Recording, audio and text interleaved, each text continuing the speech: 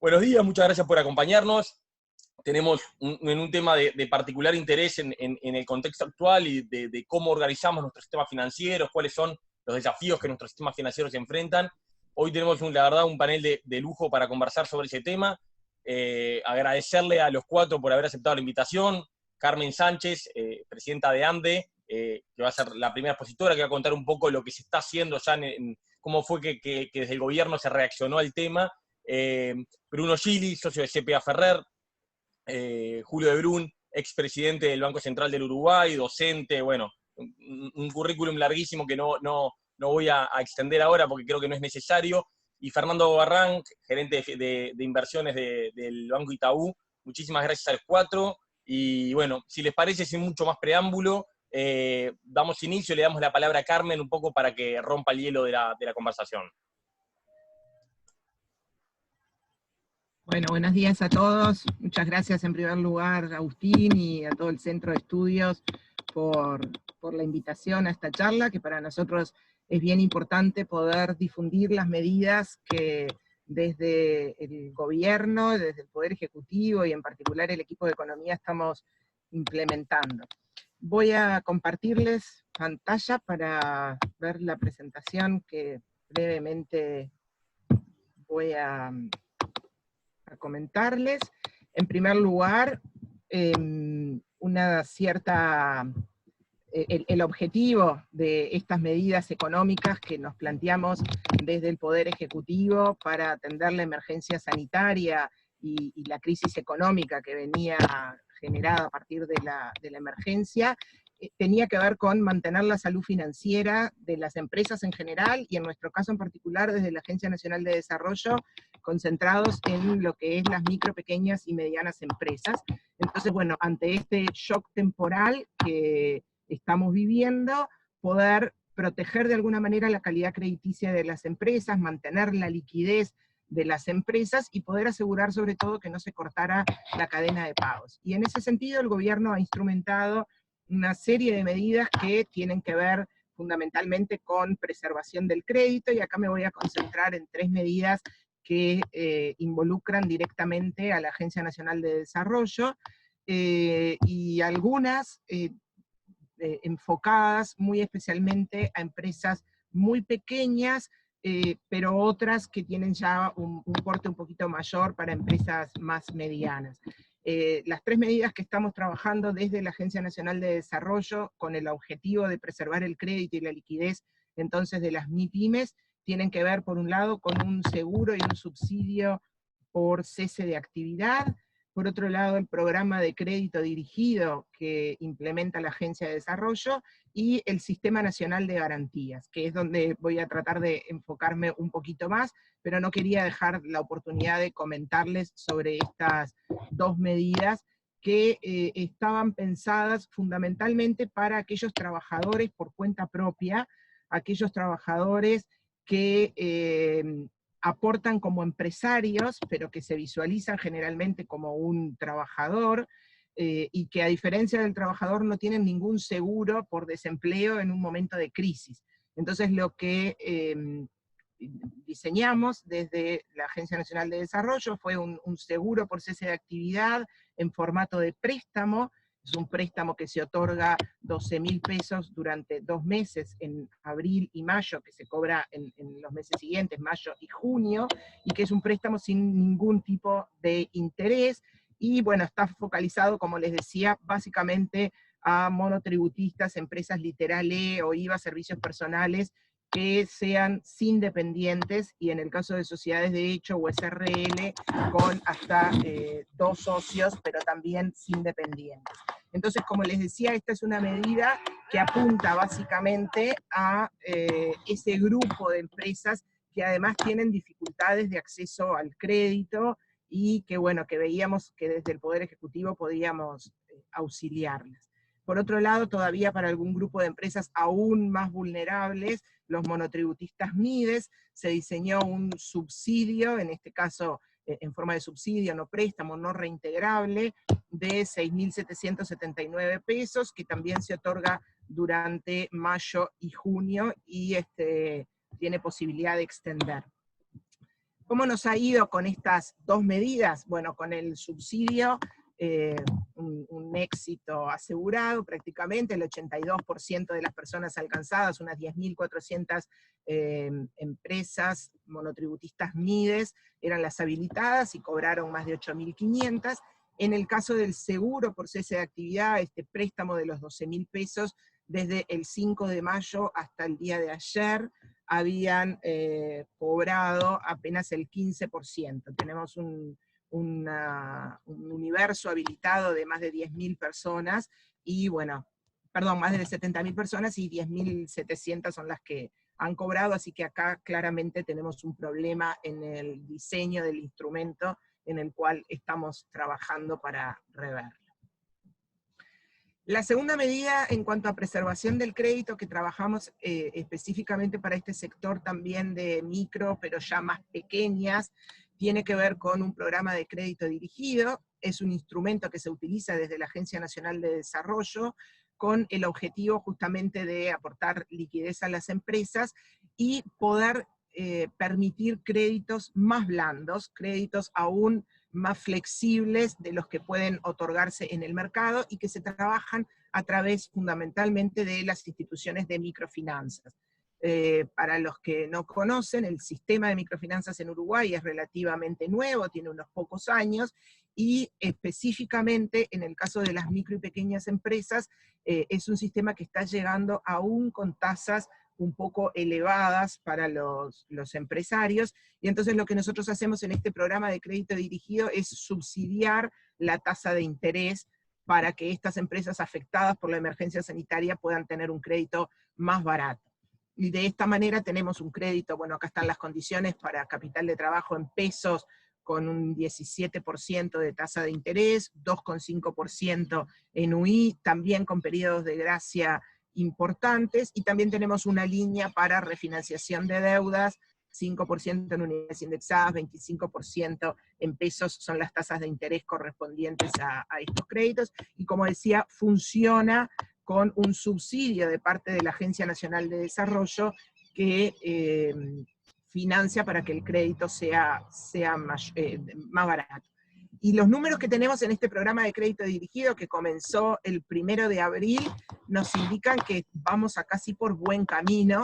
Tenemos 1.650 créditos otorgados, que puede parecer baja la cifra, pero es un número muy importante para lo que es el mercado de microfinanzas. 1.650 créditos a microempresas es mucho en las dimensiones en las cuales se venía trabajando, y se han otorgado créditos por $7 millones bajo este instrumento de programa de crédito dirigido, y fundamentalmente el 94% para capital de trabajo, que era el objetivo principal, más allá de que también está habilitada la línea de reperfilamiento de deuda. Y finalmente la última medida que estamos implementando desde la agencia y que tiene que ver con esta emergencia es la línea Siga Emergencias, que se creó a propósito de la emergencia sanitaria. El Sistema Nacional de Garantías ya existe, es un instrumento que existe en el país desde hace 10 años, pero que en este momento nosotros entendimos que era necesario recapitalizarlo y darle mayor posibilidades de utilización por parte de los bancos y de las empresas. Entonces, lo que hicimos con esta línea de Siga Emergencia que se creó, además de darle más fondos para que pueda garantizar más créditos, es también condiciones más blandas para que redunden en mejores créditos para las empresas. Se trabajó con un porcentaje de cobertura del 80% de los créditos. Estábamos trabajando antes en el SIGA, se estaba trabajando con un 50-60% de cobertura, en este caso estamos en el 80%. Bajamos las comisiones que desde el sistema de garantía se le cobra a los bancos, y que esperamos eso redunde en créditos más baratos para las empresas, y bueno, como decía, lo hemos capitalizado en una cifra muy importante. El sistema de garantías empezó a funcionar en esta nueva línea el 6 de abril, hoy estamos a un poco menos de 2 meses, 1 mes y medio de implementación, y se han otorgado 3.000 créditos garantizados bajo este Sistema Nacional de Garantías. tenemos un monto de créditos otorgados ahora de 75 millones de dólares. Esto representa un monto de garantías de 54 millones de dólares, aunque acá es una cifra, y estoy segura que Bruno va a comentar algo de esto, porque ya hablamos en una oportunidad del apalancamiento que tienen los sistemas de garantía. Nosotros en esta línea SIGA Emergencia nos propusimos aumentar el apalancamiento que tenía. SIGA Emergencia venía trabajando con 1,5 de apalancamiento, es decir, por cada dólar que tiene el sistema de garantía puede garantizar 1,5 de créditos. Acá esa cifra se mantiene más o menos, pero tenemos el límite de poder llegar hasta 3,5 de apalancamiento. O sea, estos 54 millones que se dieron hoy de garantías podrían apalancar, garantizar aún todavía más créditos. Es una cifra que es lejana en cuanto al potencial, está muy por debajo del potencial que hay, pero es una cifra que ha aumentado muchísimo en relación a lo que es el Sistema Nacional de Garantías y a cómo venía operando hasta ahora el sistema de garantías. En enero, por ejemplo, del 2020, claramente en otra situación económica del país y con otro sistema de garantías, pero el sistema había otorgado créditos o garantizado créditos por 2 millones de dólares. Y ahora en un mes y medio estamos en 75 millones de dólares. Es un crecimiento exponencial muy importante, y este crecimiento se dio además específicamente en este mes de mayo. Si ustedes ven, están circulando en la prensa el informe de gestión que hizo el SIGA a finales de abril. Las cifras ahí estaban en el entorno de los 15, 16 millones de dólares en créditos garantizados. Ahora, desde el 1 de mayo hasta el viernes pasado, que los viernes es cuando cerramos la información, estamos en 75 millones de dólares, así que creemos que este es un instrumento que se está potenciando y que va a continuar potenciándose. Un poco para ver algunos números respecto del SIGA, estamos básicamente también en capital de trabajo, y bueno, un poquito menos inversión y algo de reestructuración de deuda, es donde se están utilizando la mayoría de los créditos, y tiene una impronta muy grande el sector comercio, que claramente es uno de los más afectados. Comercio y servicios son los que están haciendo mayor uso de los créditos con el sistema de garantías, que refleja la realidad que están viviendo estos sectores. Para finalizar, algunas oportunidades que nos imaginamos de crecimiento en cuanto a esta preservación del crédito, crecimiento por un poco universos nuevos que queremos ir abarcando. Se está trabajando, y posiblemente algunos de los panelistas, de los demás panelistas puedan comentar, en lo que podría llamarse una línea SIGA Corporate, pensando para empresas más grandes. Hemos recibido en el Consejo de Administración del SIGA una propuesta desde la Asociación de Bancos Privados, también de algunos inversionistas y también del Banco República, que está trabajando en este sentido, y estamos estudiando desde el SIGA aspectos legales para cómo constituir el fideicomiso y demás, para poder crear una línea de SIGA que pueda atender a empresas más grandes y no exclusivamente a micro, pequeñas y medianas, como lo hace la línea SIGA Emergencias. Creemos que si bien estas empresas más grandes son menos, obviamente, en el país, son tractoras de un montón de otras industrias y empresas que sin duda sería bueno poder apoyarlas y darles la liquidez que necesitan. En el otro extremo, estamos trabajando en una línea de SIGA para empresas informales. Hay algunas empresas, las muy micro, muy chiquititas, que hoy se financian con administradoras de crédito, con productos que claramente no son apropiados para una empresa, aún para un monotributista, porque tienen tasas de interés de 3 dígitos, están pensadas como préstamos al consumo, no tienen periodos de gracia, y entonces ahí estamos viendo la posibilidad de crear también una línea, en este caso sí dentro del SIGA Emergencias, que pueda atender a estas empresas que tienen actividad comercial, pero que no tienen hoy en día un RUT, y bueno, que quizás también eso funcione como un incentivo a que puedan formalizarse.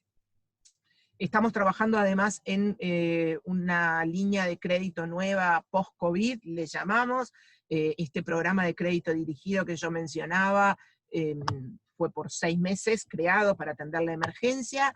Creemos que a posteriori y ya entrando en el segundo semestre y probablemente en el último trimestre del año, las empresas van a seguir teniendo necesidades de capital de trabajo y necesidades de liquidez. Por lo tanto, estamos trabajando en este caso con un financiamiento internacional, en poder tener disponible líneas de crédito que también van a ser seguramente a través de las instituciones de microfinanzas y a través de las áreas de empresas o pymes de los bancos. Y finalmente, estamos también trabajando en un instrumento a través de la Bolsa de Valores de descuento de cheques. Este es un instrumento que ha venido rondando hace bastante tiempo. Hoy hay algunas limitantes en cuanto a la normativa. Estamos manejando todas las posibilidades para ver si es un instrumento adecuado, estamos evaluándolo, y bueno, y en ese caso, cuáles son las limitaciones que deberíamos levantar para poder operar. Esto era un poco lo que tenía, creo que estoy justito en el tiempo, así que bueno, por supuesto a través de la página web de la Agencia Nacional de Desarrollo está todos estos instrumentos disponibles para ustedes, y si no, por supuesto quedo yo en contacto para después poder ampliar.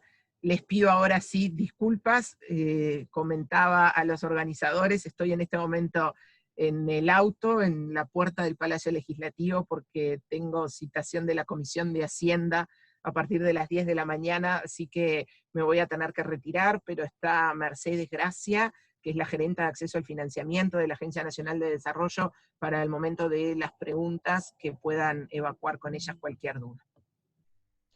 Muchas gracias, Carmen, por la exposición y por el esfuerzo especial que sabemos que estás haciendo para estar acá. Tu entorno es la prueba de ello, así que no, creo que no tenés que explicarnos nada. Así que bueno, cualquier cosa nos quedamos en contacto con Mercedes, que ya la vi por ahí, para que podamos tenerla para hacer un comentario más. Bueno, para seguir un poco la ronda inicial, le comento a los expositores, a los que se han ido sumando, la idea es tener una primera ronda de unos 10-12 minutos, donde cada uno de los 4 panelistas va a hacer una presentación de cuál es por dónde ve la situación del sistema financiero en la crisis, los principales desafíos, dónde están los puntos, los focos para poner atención en este contexto. Y después de esa primera ronda, bueno, dar un poquito de lugar al intercambio. Ahí los animo a todos a participar haciendo preguntas a través del chat. La idea es procesar las preguntas a través del chat. Si nos queda algún minutito, quizás abramos la palabra. Vi que alguno ya me levantó la mano para participar, pero bueno, en principio vamos a priorizar las preguntas por chat, y si se puede vamos a abrir la palabra al final. Pero bueno, ahora sin más le damos la palabra a Bruno. Bruno Gili es, bueno, conocidísimo por todos probablemente, socio de CPA Ferrer, y bueno, nos va a hacer es su turno. Bueno, a los que nos saludé, buenos días, muchas gracias, Agustín, y la verdad que un gusto estar con los colegas en este panel. Para ganar un poquito de tiempo, mi rol, dado que luego hay los otros 3 miembros del panel, son parte, digamos, del diseño y de la ejecución y de la vida práctica del funcionamiento del mercado financiero. Voy a hacer en mi rol de consultor, voy a hacer más preguntas que afirmaciones, que sirvan de alguna manera, alimenten un poco el debate sobre el diseño de los instrumentos que tenemos arriba de la mesa, ¿no? Carmen ya ha hecho un avance importante, ha planteado todo lo que está haciendo y pensando el gobierno. Creo que eso nos da un marco ya bien relevante, así que voy a intentar hacer algunas preguntas que puedan ser interesantes. Déjenme sacar esto acá que me está... ahí va. Nada, solo creo que es interesante ver qué es lo que cómo está parado el mundo en todo esto. Obviamente ahí tienen un resumen, que intenta hacer solamente eso, un resumen de las cosas que están ocurriendo en el mundo y las decisiones que están tomando para darle liquidez al sistema financiero y estímulo al crédito, ¿no? Es un conjunto de medidas que son muy potentes, obviamente en países que emiten moneda fuerte, que tienen respaldos e instituciones financieras, bancos centrales o reservas muy potentes. Es otro contexto, también lo están haciendo en países de América Latina, pero creo que en ese contexto es importante para poder dimensionar el esfuerzo que está haciendo el Uruguay, que es relevante respecto a este tema. solo para darnos dimensión, ¿no? Acá tienen un resumen, esto es un documentito que salió recién de la OCDE, ¿no? Ellos calculan las medidas fiscales y el costo de las medidas fiscales que están tomando, eso que es efectivamente le cuesta al Estado en su presupuesto, digamos, las medidas, ya sea por no ingresos de impuestos o por básicamente disponer de fondos para salir de esta situación. Las medidas de aplazamiento, eso no quiere decir que va a ser un costo fiscal, por lo menos en el total al final, pero corrimientos de crédito, corrimientos de impuestos y otro tipo de medidas por el estilo, el nivel de dimensión que el volumen tiene, estamos hablando de porcentajes sobre el PIB que son muy relevantes, y bueno, después todo el conjunto de medidas de liquidez o de garantías, al estilo de lo que hablaba recién Carmen, que como veramos, el volumen no quiere decir que ese es el costo fiscal, es el volumen de lo que están considerando hoy sobre el PIB. O sea que estamos en un contexto bien relevante. El último dato que tenemos de Uruguay, yo estaba leyendo ayer a Alfie estaba estimando en 2 puntos del PBI las medidas fiscales que Uruguay estaría tomando en el conjunto de la crisis de la pandemia. O sea que estamos hablando de una situación bien compleja.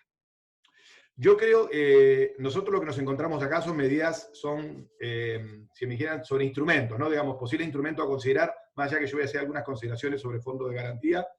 Por más extensión de lo que pienso del tema, hay una charla que dimos hace poco en los RT bastante más larga, que está grabada, donde entro algunos detalles más finos, pero me parece que hay 4 conjuntos de medidas que uno debería evaluar en el diseño para esto, ¿no? Una tiene que ver con los fondos de garantía, que ahora le voy a dedicar un poquito más de tiempo a algunas dudas que tengo sobre los mismos. Políticas públicas, algunas parecidas o no a las que estábamos viendo recién que están ocurriendo en el exterior, que tengan que ver con fortalecer y apalancar la salida de la situación en Uruguay. La posibilidad de pensar en fondos de inversión de deuda corporativa, fondos de inversión para infraestructura u otros sectores estratégicos en donde puedan participar los organismos internacionales. Evaluar si hay alguna alternativa de fondo de equity, si en algún momento no es necesario que las empresas fortalecerlas con equity, no solo con deuda, intentando ver si, digamos, la gestión de los riesgos de selección adversa y riesgo moral que está detrás de todo esto, que es una preocupación que tengo, digamos, no puedan de alguna manera también matizarse. Entonces yo creo que son instrumentos, no sé si nos da el tiempo para discutirlos todos hoy, obviamente, pero son ideas que deberían empezar a ponerse arriba de la mesa. Algunos cambios normativos, me hago preguntas sobre, bueno, cuál va a ser el rol de República FISA, fue una innovación muy interesante que se hizo en la salida del 2002, Julio la conoce bien y Fernando también, así que podrán tener más ideas que yo, pero tipos de instrumentos, ese tipo de innovaciones que se hicieron en el 2002-2003, que luego terminaron, por ejemplo, la ley de fideicomiso, pero antes se habían inventado los fondos CRI para el arroz. O sea que creo que hay posibilidades de pensar algunas cosas. Estimo que en algún momento va a haber algunos cambios regulatorios a nivel del mercado financiero para compasar, digamos, la normativa con el tratamiento contable. Acá hay un problema de forma, de sustancia, que es, digamos, cuál es el impacto efectivo que va a tener al final la crisis sobre la capacidad de las empresas a pagar sus créditos, y eso cómo repercute en el sistema financiero, y cómo se asume ese costo en el caso que ocurra, en un escenario un poco, el escenario, digamos, menos de salida, en un escenario de salida más lenta de la economía mundial y de Uruguay en particular, y posiblemente con la forma que es los sistemas de información que intentan reflejar y ser prudenciales respecto a cómo se manejan los riesgos bancarios y eso cómo se refleja en los sistemas, posiblemente haya que tomar algunas medidas regulatorias que permitan acompasar esto a los tiempos. Y por último, bueno, el tema de las AFAP, Julio supongo que algo va a decir porque lo escuché en otra conferencia hablar, pero me parece que bueno, el rol de las AFAP también capaz que aquí podemos tener algunas ideas. Entonces, este es un conjunto de temas que podrían estar en esta discusión, que obviamente seguramente no nos da el tiempo hoy, pero me parece que es el ámbito, digamos, los cuatro variables en las cuales uno podría pensar instrumentos más allá del fondo de garantía. Yo decía el otro día, y me voy a concentrar en esta slide, casi todo lo que voy a decir luego está expresado en las posteriores, o sea que cuando les repartan el material van a poder tener un resumen de lo que voy a decir ahora. Yo creo que cuando yo decía, intercambiando ideas de garantía, ¿no? Los fondos de garantías fueron creados originalmente, son creados, pensados en mercado, para resolver fallas de mercado en el sector MIPY, pequeña empresa en general, dado las asimetrías de información que hay entre el proveedor de dinero, el sistema financiero y las pequeñas y medianas empresas, y la carencia de garantías, y por lo cual encontramos un mecanismo que intentara resolver eso. Obviamente que ahora estamos en un problema que es de otra dimensión, que es darle liquidez y darle crédito y permitir pasar esta salida, que no sabremos si será en B, en U, en L, o en la letra o en W, pero que necesitamos, es obvio que todos identificamos que necesitamos darle un respaldo al mundo corporativo, al mundo empresarial, pero siempre garantizando, digamos, que nuestro sistema financiero sea líquido, sea solvente y relativamente rentable, y que esté en condiciones de no asumir solo él todos los riesgos que supone la salida de un sistema de estos. Entonces, cuando pensamos en sistema de garantía, ya yendo a corporate, un poco lo que decía al final Carmen, yo creo que hay algunas preguntas que nos tenemos que empezar a hacer. Yo creo que no. Yo comparto la idea de que para mi pyme, digamos, masivamente se permite y se salió a fondear, digamos, a capitalizar el SIGA, aumentar el apalancamiento, espero que llegue a números más razonables, lo que el Uruguay tuvo en estos años, de 1,5 es muy bajo. Yo creo que ahí, cuando pase la crisis y evaluemos el sistema de garantía, habrá que evaluar por qué era tan bajo ese nivel de apalancamiento. No tenía sentido, digamos. Si hago un fondo de garantía y apalanco 1,5, para eso presto la plata directamente, casi. No tiene mucho como política pública.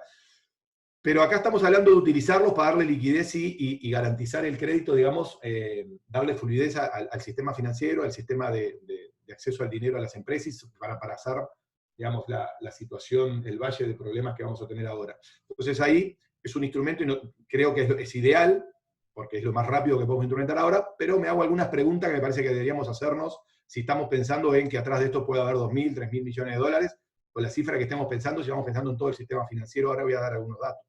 Entonces, ¿el marco antisocial es ampliar el SIGA o es crear algo nuevo? Yo creo que es una pregunta que hay que hacerse. Yo tengo a pensar que creo que habría que dejar el SIGA y crear otro. No sé si con el nombre se puede mantener, pero tiene que ser algo que tiene cierta gobernanza distinta a la que tiene el SIGA hoy. Por eso hablo de una nueva institucionalidad, posiblemente. Es uno o varios fondos respecto a lo que hay que crear. Funcionan luego como podría pensarse en un fondo de segundo piso por encima de estos o no, digamos, que donde ahí los organismos internacionales podrían apoyar también en ese reaseguro, digamos, que podríamos estar hablando. Creo que hay que usar más el sistema de fideicomiso de garantía. Si nos da el tiempo después de las preguntas, charlamos, les comento algunas cosas. Ver si en algún caso no puede participar el sector privado en esto. Entonces yo creo que el tema del marco institucional para ir a un fondo más corporativo, donde lleguemos a otro nivel de cifras, creo que hay que hacerse algunas de estas preguntas.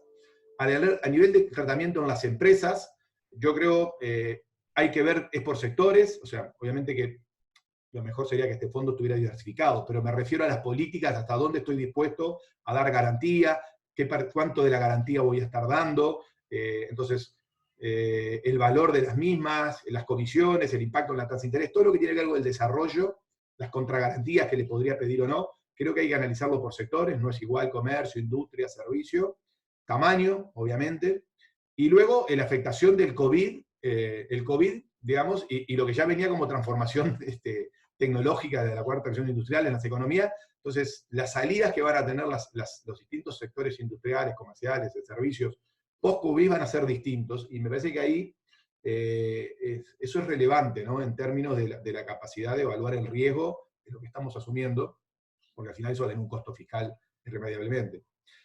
Y por último, la gestión del riesgo de un sistema de garantía. Yo creo que habría que pedir, empresas medianas para arriba, hay que pensarlo, como se pensó el SIGA originalmente, que yo alguna participación tuve en el diseño pre-SIGA sobre el desarrollo de la idea. Yo creo que el tema de las garantías recíprocas es un tema a considerar. O sea, podríamos ver la posibilidad de que apalancar las garantías que ya tienen las empresas medianas y grandes que están a disposición, y que por la cual sobre eso, digamos, quién la gestiona es un tema a verlo, digamos, ¿no? Una cosa está en el banco la garantía y le doy una sobregarantía al fondo, y ese fondo de garantía que creamos le va a pedir contragarantías o no, o va a usar las mismas u otras al mundo empresarial. De alguna manera tenemos que gestionar ese riesgo, dado los valores, porque tenemos que garantizar que al final la salida de esto, el costo, sea lo más equitativo a la hora de reponer ese dinero que va a salir esta institucionalidad.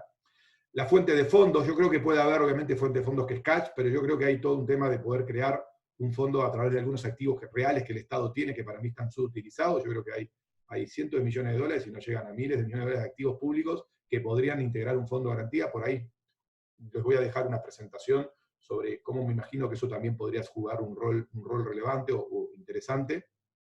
El nivel de apalancamiento, obviamente tenemos que asumir cuál es el riesgo que vamos a estar asumiendo, no es poner 1,5, 3, 5 u 8, y mercados con 8, eso obviamente aumenta el nivel de riesgo de todo tipo de vista, y entonces cuál es el impacto futuro que eso va a tener. Creo que es un debate que hay que tenerlo, hasta acotar de alguna manera cuál es el riesgo que se va a asumir.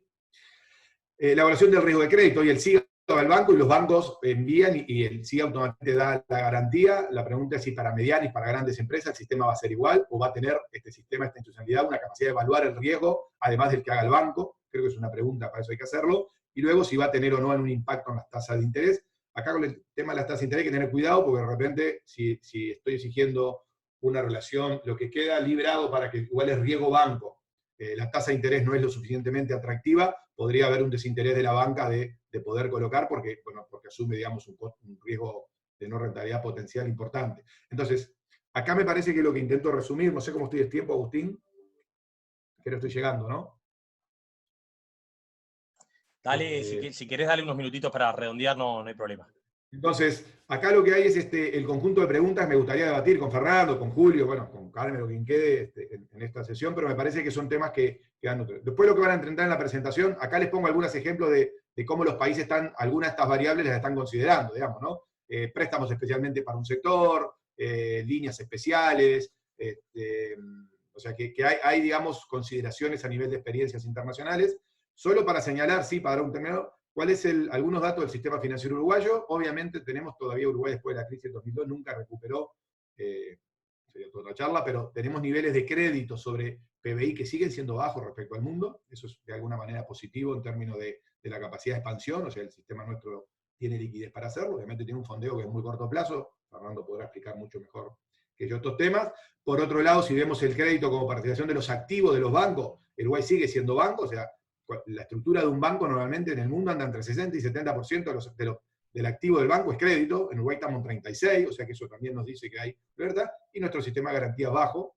Estamos en volatilidades bajas, acá igual siempre recordamos cuál fue la morosidad que llegó en la crisis, es una situación distinta. Y el volumen de crédito, y con esto termino, les voy a pasar por acá un segundo, solo para dimensionar por qué es necesario esta PPT, con esto termino, es por qué es necesario pensar algo alternativo para quien no tenga los números claros.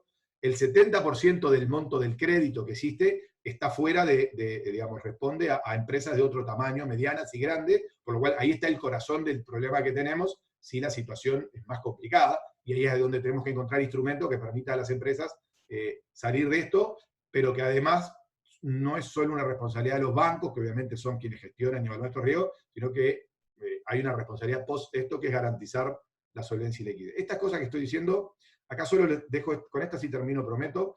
Este es el nivel de garantías que tiene hoy la banca, 5.000, a la fecha que tengo datos, que es 2018, no ha cambiado mucho el día de hoy, porque necesitamos procesar los balances auditados, y el gap que hay entre préstamos al sector empresarial y garantías, que bueno, que da una dimensión por lo menos de número de qué cifras estamos hablando cuando pensemos en una solución. Dejo por acá para no aburrirlos, y al final tiene estas reflexiones que he dicho, están escritas al final de la presentación, así que las pueden después repasar. Así que dejo por acá, le doy lugar a Julio, o a Fernando, no sé quién le toca. Dale. No, gracias Bruno por el esfuerzo en cumplir los tiempos. Podemos tener cierta flexibilidad con algunos minutitos si quiere para redondear ideas, pero capaz que está bueno igual acumular ese bonus para el final, para el intercambio, que sin duda es lo que puede ser más jugoso. Bueno, le damos el turno a Julio de Brun. En un público tan calificado como el que tenemos, me da pudor presentar a Julio, que fue presidente del Banco Central, director ejecutivo de la Asociación de Bancos Privados, catedrático universitario en la Universidad Dort y varias cosas más. Julio, tu turno. Bueno, muchas gracias Agustín por la invitación, un gusto de participar en este panel de amigos y realmente tener una oportunidad, como lo planteó Bruno, de básicamente, digamos, intercambio de opiniones, más que conclusiones definitivas, que en realidad sobre un proceso que está realmente en marcha es muy difícil hacer una evaluación definitiva del tema, y lo que podemos ir haciendo es saber de dónde venimos, tener alguna idea de la naturaleza de la coyuntura a la que nos enfrentamos, y tratar de sugerir, digamos, cuáles podrían ser algunos instrumentos como para prevenir posibles factores. De la situación de la que venimos, bueno, un poco mencionó Bruno, o sea, realmente teníamos un sistema financiero y tenemos un sistema financiero con un alto grado de liquidez, niveles de patrimonio razonables que le da una capacidad como para responder frente a la crisis. Tenemos también una situación previa de baja morosidad y amplia cobertura en materia de previsiones, lo cual también le da al sistema bancario cierta flexibilidad en un contexto como este. O sea, no teníamos un sistema bancario tensionado a la hora en que aparece o en que irrumpe el problema de la epidemia en Uruguay. Por lo tanto, lo que podemos pensar, digamos, de evolución del sistema depende en buena medida de cuál es la intensidad y la duración de los efectos de la pandemia. Si estamos pensando en efectos transitorios, yo diría que básicamente en la situación actual del sistema financiero no hay demasiados impactos más allá de las prevenciones que uno pueda hacer en materia de regulaciones, de materia regulatoria, la cual en buena medida también ya avanzó el Banco Central sobre ellas. O sea, una de las primeras medidas, recuerden ustedes, que fue la de admitir la postergación de vencimientos sin que ello impactara, digamos, en la categorización de los deudores, fue una medida muy importante justamente para aliviar posibles estrecheces financieras en lo que pudiera ser el segundo trimestre del año, que uno podía estimar era donde se podía concentrar la mayor parte de los problemas, sobre todo cuando uno estaba todavía en una etapa de descubrimiento de lo que podía ser el alcance de la crisis. Por lo tanto, la cuestión es, bueno, se necesitan más cosas en el sistema financiero, se necesita qué cosas cubre el sistema financiero uruguayo, qué cosas no cubre el sistema financiero uruguayo. Bueno, claramente teníamos algunas dificultades y algunas limitaciones en el sistema de garantías en lo que tenía que ver con el acceso de crédito de pequeñas y medianas empresas.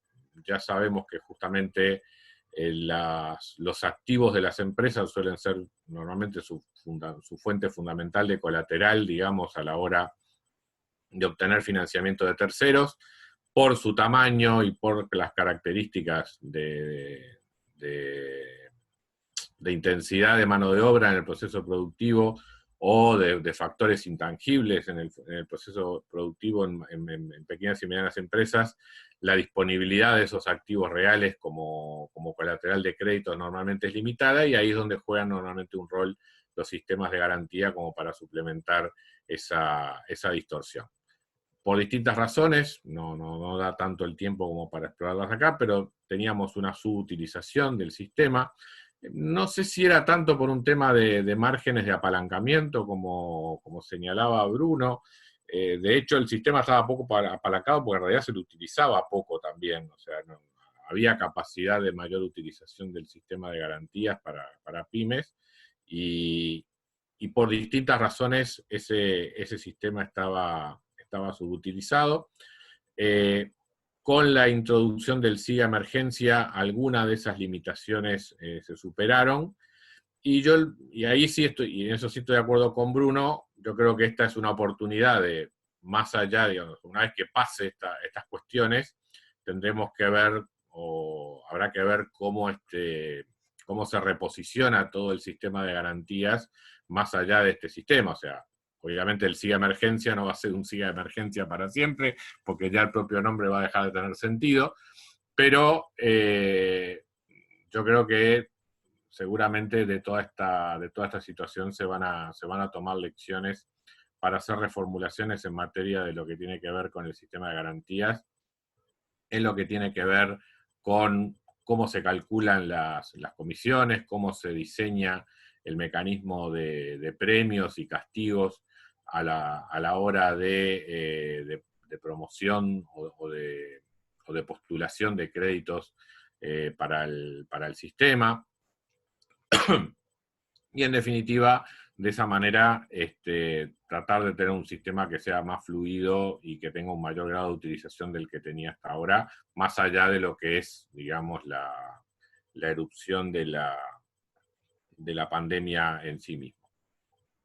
Ahora, ¿por qué es necesario otros instrumentos y por qué uno debería pensar en la posibilidad de tener, por lo menos sobre la mesa, algunos otros instrumentos. Bueno, porque si hay una cosa para prevenir durante la crisis, es justamente no distorsionar lo que son factores fundamentales de cosas que funcionan relativamente bien.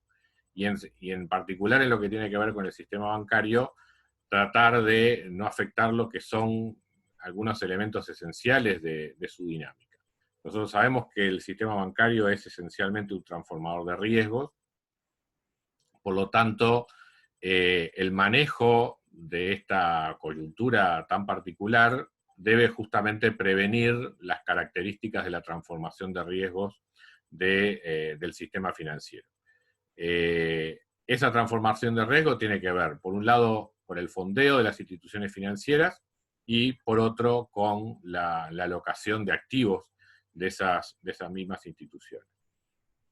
Por lo tanto, tenemos que atender a lo que son las particularidades del fondeo del sistema bancario uruguayo, que de por sí impone algún tipo de limitaciones en ese proceso de transformación de riesgos que el sistema cumple. Es un sistema altamente fondeado a corto plazo, también decisivamente fondeado en moneda extranjera, con lo cual plantea dos tipos de dificultades a la hora de pensar en esta crisis en caso de que los problemas en las empresas vayan más allá de un trimestre o 2 trimestres y se instalen como problemas financieros más endémicos y que eventualmente puedan tener derivaciones a lo que es el sistema de pagos de la economía.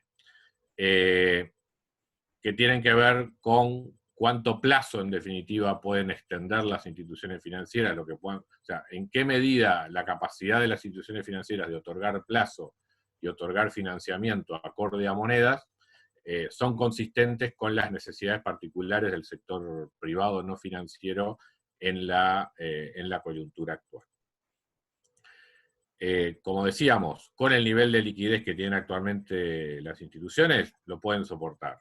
Más allá de 2 trimestres, 3 trimestres, 4 trimestres de evolución de esta situación, posiblemente ahí pueda empezar a ver, si no introducimos ningún otro tipo de cambios ni reglas, pero además por la propia naturaleza del funcionamiento de las instituciones, podemos empezar a tener alguna insuficiencia en lo que tiene que ver con las respuestas que puede ofrecer el sistema financiero frente a esta coyuntura. Y ahí es donde uno puede pensar en instrumentos alternativos, un poco como los que enumeraba Bruno, donde otros actores pueden ofrecer otro tipo de fondeos, otro tipo de garantías y, en definitiva, también otros plazos de maduración para que el sector privado, digamos, se acomode, digamos, a lo que es la evolución de la crisis. De allí, digamos, es que ha surgido esta inquietud del SIGA Corporate, que yo creo que en circunstancias normales no hubiera estado presente, pero en la coyuntura actual, donde puede haber determinados nichos de empresas con cierto volumen que supera lo que son los créditos que actualmente califican para el SIGA, que por el deterioro de la situación, sus garantías en términos de activos y de flujos se pueden encontrar deteriorados y que por lo tanto, desde el punto de vista del sector financiero, requieren de algún tipo de cobertura adicional. Y sobre todo, en lo que tiene que ver en la combinación de fondeos entre moneda nacional y moneda extranjera, nosotros podemos introducir, se podría pensar en que se puede introducir en el mercado instrumentos que permitan a otros actores con otro horizonte de tiempo y con otro perfil de monedas, la capacidad para terminar de cerrar algunas distorsiones o algunas limitaciones que pueda haber en el sistema financiero. Y allí también, digamos, en este momento, en esta coyuntura particular, donde es muy difícil evaluar riesgos, hay un rol de las políticas públicas, digamos, como para hacer la transición hacia lo que pueda ser el retorno a la normalidad con posterior a a la crisis. Es cierto que esto plantea cuestiones de selección adversa, hay elementos para mitigarlas, pero yo creo que, tal como ocurrió en otras crisis anteriores, por lo general los economistas tendemos a sobreestimar lo que son los efectos, digamos, de los factores de selección adversa, especialmente, digamos, cuando estamos en una situación de este tipo. O sea, ciertamente puede haber problemas de riesgo moral cuando se introduce en este sistema de garantías, ciertamente son mucho mayores los problemas que tiene la economía en situaciones de estrés y donde es muy difícil hacer previsiones, que empezar a hacer elucubraciones en materia de riesgo moral. Lo vivimos durante el año 2002 y buena parte de la salida del 2002, especialmente en el relacionamiento de Uruguay con los organismos internacionales, se dificultó por esa sobreponderación que se hacía del elemento del riesgo moral, y no deberíamos caer en ese error, digamos, en la coyuntura actual, obviamente con las limitaciones de cuáles son las contingencias que se pueden asumir en materia fiscal, digamos, más allá de lo que es esta coyuntura. Pero estando, digamos, dentro de lo que podemos estimar como contingencias razonables, yo creo que hay un rol para las políticas públicas en la medida que el escenario de incertidumbre continúe, como para poder promover, digamos, instrumentos con participación de fondos previsionales u otros inversores institucionales que de alguna manera o complementen el fondeo que tienen las instituciones bancarias o ofrezcan mecanismos de fondeo alternativos. Pero ahí también, digamos, queda como reflexión final saber o preguntarse por qué el sistema financiero venía teniendo las características que tenía hasta ahora. O sea, por qué los créditos al sector privado no financiero representaban una porción relativamente menor de su cartera, por qué en Uruguay no se desarrollaron otros mecanismos por los cuales los bancos podían securitizar parte de su cartera. Y eso de alguna manera tiene que ver con las dificultades que han ido teniendo las instituciones financieras para hacer crecer, digamos, el volumen de crédito durante todos estos años anteriores. Esos son factores que están más allá, digamos, de lo que es esta coyuntura en particular, y realmente lo mejor que puede pasar en este momento es que, como ya se ha hecho a través de alguna herramienta como la del SIGA, es que esas limitaciones en materia de expansión crediticia no se hayan acentuado, digamos, en la etapa inicial de esta crisis, digamos, sino que el sistema financiero, en definitiva, hasta ahora no ha respondido en la forma procíclica que habitualmente en la literatura se le atribuye, digamos, en este tipo de circunstancias.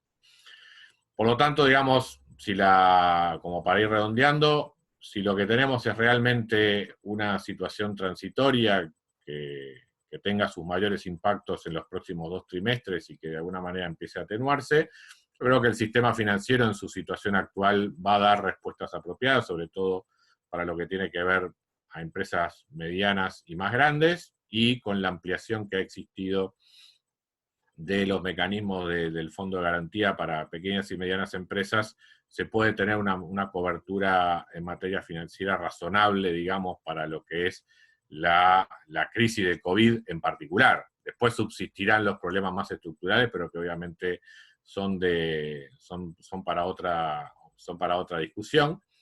Y no está mal, digamos, tener sobre la mesa o avanzada cierto diseño, digamos, sobre alguna posible herramienta que pueda complementar esta situación en caso de que se prolongue demasiado. Yo dejaría por acá, y Agustín, y abriría después, digamos, el espacio para otras preguntas. Bien, Julio, muchas gracias. Quedan, sí, varias temas sobrevolando, ¿no? Creo que hay un común denominador entre, bueno, la atención y las estrategias a abordar ahora, en esta coyuntura, y algunas características, problemas, o no necesariamente problemas, pero algunas características más de fondo del sistema financiero uruguayo que quizás ahora salen a la luz, y hay como son 2 planos que obviamente se tocan que vienen saliendo en todas las intervenciones. Bueno, Fernando, cerramos la ronda con vos. Fernando es el gerente de riesgo del Banco Itaú en Uruguay, tuvo experiencia en el sector público también en el Banco Central como superintendente, y es docente de Economía Monetaria de la Universidad de la República y de la Universidad de Montevideo, así que tampoco precisa mucha presentación. Fernando, te dejo vos. Perfecto. Bueno, buen día a todos. Voy a compartir pantalla.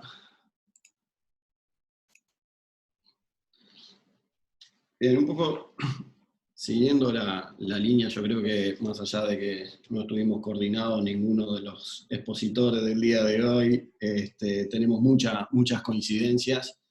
Yo lo que quiero hacer es empezar a contar un poco la historia previo al COVID, ¿sí?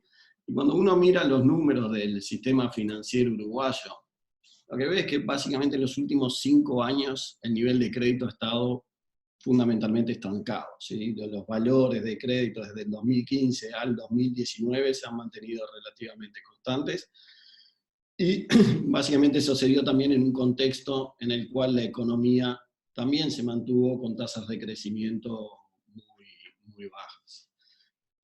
Cuando uno pensaba lo que era la perspectiva de crecimiento del crédito del 2020, pensaba que iba a ser también un año en el cual el crédito iba a crecer, pero muy levemente. No teníamos expectativas, por lo menos a nivel de lo que podía ser el crédito agregado, de que se fuera a dar un crecimiento significativo en el crédito en el año 2020. Y ese crecimiento del crédito, en principio no era un crecimiento que estuviera limitado por la capacidad de los bancos de otorgar crédito, ¿sí? Estuvo presentando Bruno y también comentó Julio, básicamente lo que es el tamaño del sistema financiero uruguayo y la participación del crédito en relación al producto, ¿sí? Y básicamente cuando uno mira el caso de Uruguay, está dentro de los países, salvo algunas excepciones, con porcentajes más bajos aún dentro de los países emergentes en la participación del crédito en relación al producto. ¿Sí? Si uno mira lo que es acá este gráfico, que es la fuente del Banco Mundial, básicamente Uruguay tiene prácticamente la mitad de crédito en relación al PBI de lo que sería el conjunto de países de América Latina y el Caribe, ¿sí? Y como decía también Bruno, esa situación no es porque haya una limitación en cuanto a los créditos que pueden dar los bancos, porque cuando uno mira el porcentaje de crédito de los bancos en el total de los activos, está en el orden del 36, 37%, y eso se ha mantenido durante varios años. O sea que el sistema bancario tendría capacidad de poder incrementar los créditos que otorga.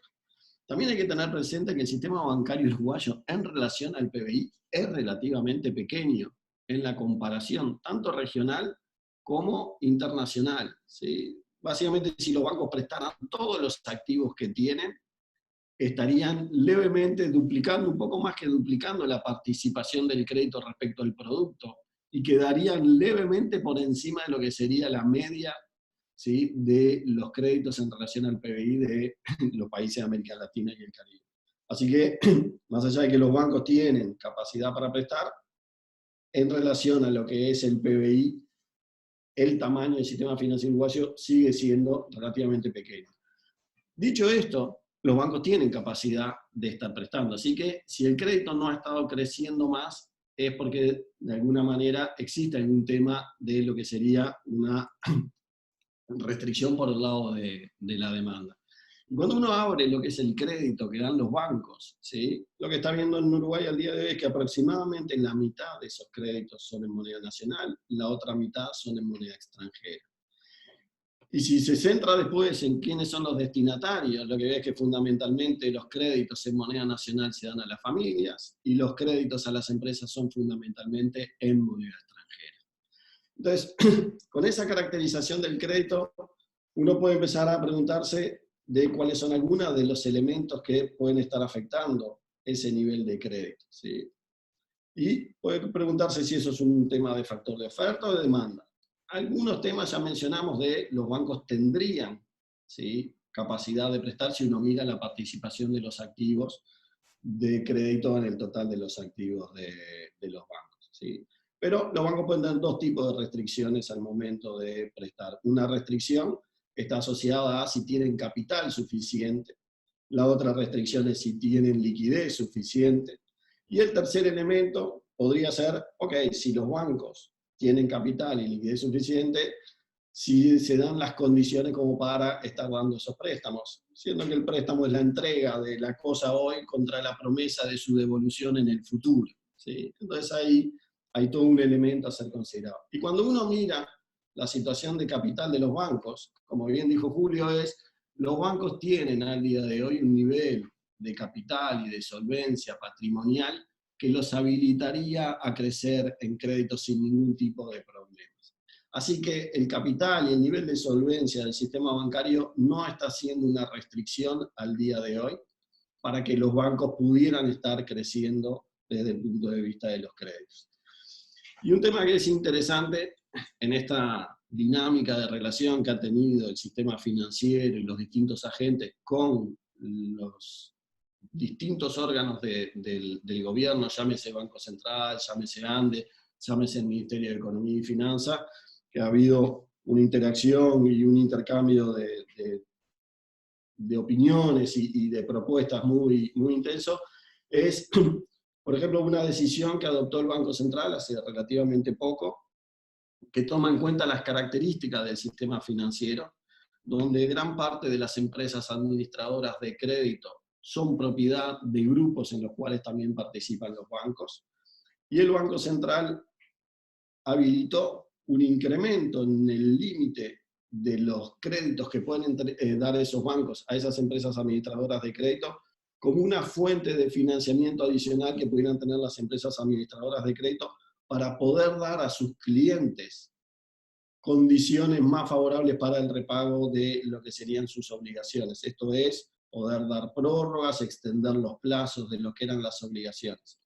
A diferencia de los bancos, esas empresas, ¿sí?, no captan fondos de depositantes y podían verse enfrentados a situaciones de liquidez como para poder dar esas mayores facilidades. Entonces el Banco Central habilitó a que los bancos pudieran incrementar esos créditos a esas empresas y de esa manera esas empresas tener una fuente de financiamiento como para poder estar dando mejores condiciones a sus clientes para hacer frente a las obligaciones que tenían. Así que desde el punto de vista del capital regulatorio, los bancos al día de hoy tienen prácticamente el doble del capital regulatorio exigido y podrían fácilmente incrementar los créditos que dan sin tener ningún problema desde el punto de vista del cumplimiento regulatorio.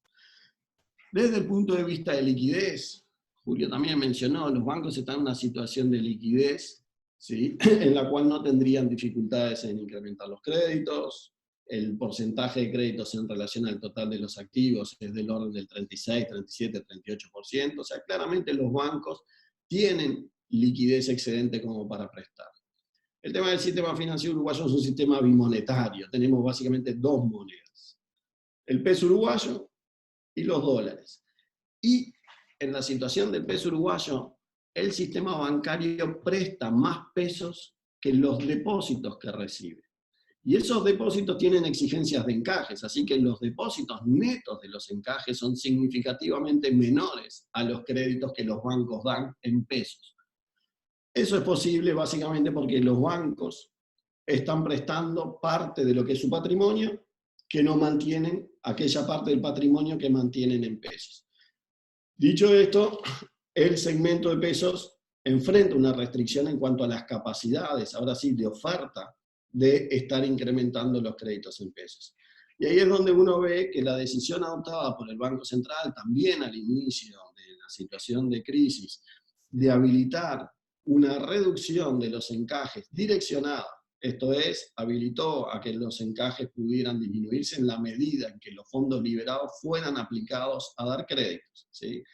Esa medida generaba las condiciones como para que los bancos obtuvieran casi el equivalente a 500 millones de dólares para poder dar créditos en moneda nacional. Entonces, en el sector donde había una restricción que podía ser de oferta de moneda nacional para el crecimiento de los créditos, hubo una medida dispuesta por el Banco Central que de alguna manera habilitó a los bancos a hacer uso de esos fondos que tenían encajados en el Banco Central. Cuando uno mira la situación en la moneda extranjera, ahí es donde claramente los bancos tienen un exceso de liquidez muy significativo. Y como mencioné antes, mayoritariamente los créditos en moneda nacional son para las familias, la mayoría de los créditos en monedas extranjeras son para las empresas. Así que desde el punto de vista de lo que es la relación de fuente de financiamiento de los bancos en dólares para el otorgamiento de créditos a las empresas en dólares, no habría restricción desde el punto de vista de lo que es la liquidez. Y esa ausencia de restricción está aún en la hipótesis en que uno considera únicamente los depósitos de residentes. O sea, en un criterio conservador, todo lo que son depósitos no residentes no se consideran los efectos de lo que pueda llegar a ser el financiamiento de créditos dados a el sector residente en Uruguay, y aún así lo que tienen los bancos es un exceso de liquidez muy significativo. En la suma de ambas monedas existe un exceso de liquidez, ¿sí? Sin embargo, los bancos normalmente no están dispuestos a estar cambiando su posición en moneda extranjera para dar más financiamiento en moneda nacional, ¿sí? Entonces, en muchos casos los bancos lo que hacen es dar crédito en dólares a agentes que los bancos son conscientes de que frente a una situación de depreciación significativa de la moneda nacional pueden encontrar dificultades. No hacen esa operación en moneda nacional y existe una racionalidad muy clara para eso. Los bancos prestan todos los pesos que reciben de los depositantes y más, pero tienen límites al cambio de su posición. Y esto es porque el impacto de lo que pueda llegar a ser una depreciación sobre una posición vendida del banco es inmediato y afecta directamente a lo que es la situación patrimonial del banco. En tanto que el impacto que pueda generar esa situación sobre un crédito otorgado no es inmediato, y además el banco tiene las posibilidades de sentarse con ese deudor, reestructurar esa deuda de forma tal de que en un plazo mayor esa deuda pueda ser pagada por parte del deudor. Entonces, los bancos no tienen problema de liquidez en términos generales, sí tenían restricciones en lo que sería el mercado de pesos, y ahí hubo medidas de parte del gobierno para tratar de alguna manera mitigar esa restricción que tenía el sector bancario. La otra pata de esta historia es, ¿cuáles son los riesgos de estos demandantes de crédito? ¿Sí? Y la verdad, los riesgos de los demandantes de crédito son varios. Uno de los riesgos que podemos tener, una de las situaciones que podríamos tener al día de hoy, es que hubiera un excesivo endeudamiento de las empresas, ¿sí? Y cuando uno mira el nivel de deuda en relación al producto que generan los distintos sectores de actividad, lo que ve es que aquellos sectores con mayores niveles de endeudamiento, afortunadamente son aquellos sectores en donde el impacto del COVID es relativamente menor, y ese es el sector del agro, ¿sí?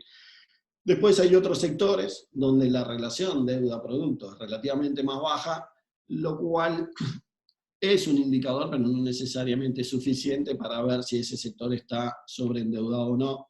Lo relevante ahí sería analizar cuál es el servicio de la deuda en relación a los ingresos, y ese servicio de la deuda depende de los plazos de las operaciones, de las tasas de interés asociadas a las operaciones, y básicamente de los ingresos y la perspectiva de esos ingresos que se pueda tener. Pero a priori no parecería haber por ese lado una situación en que nosotros tengamos un elevado nivel de endeudamiento de ciertos sectores.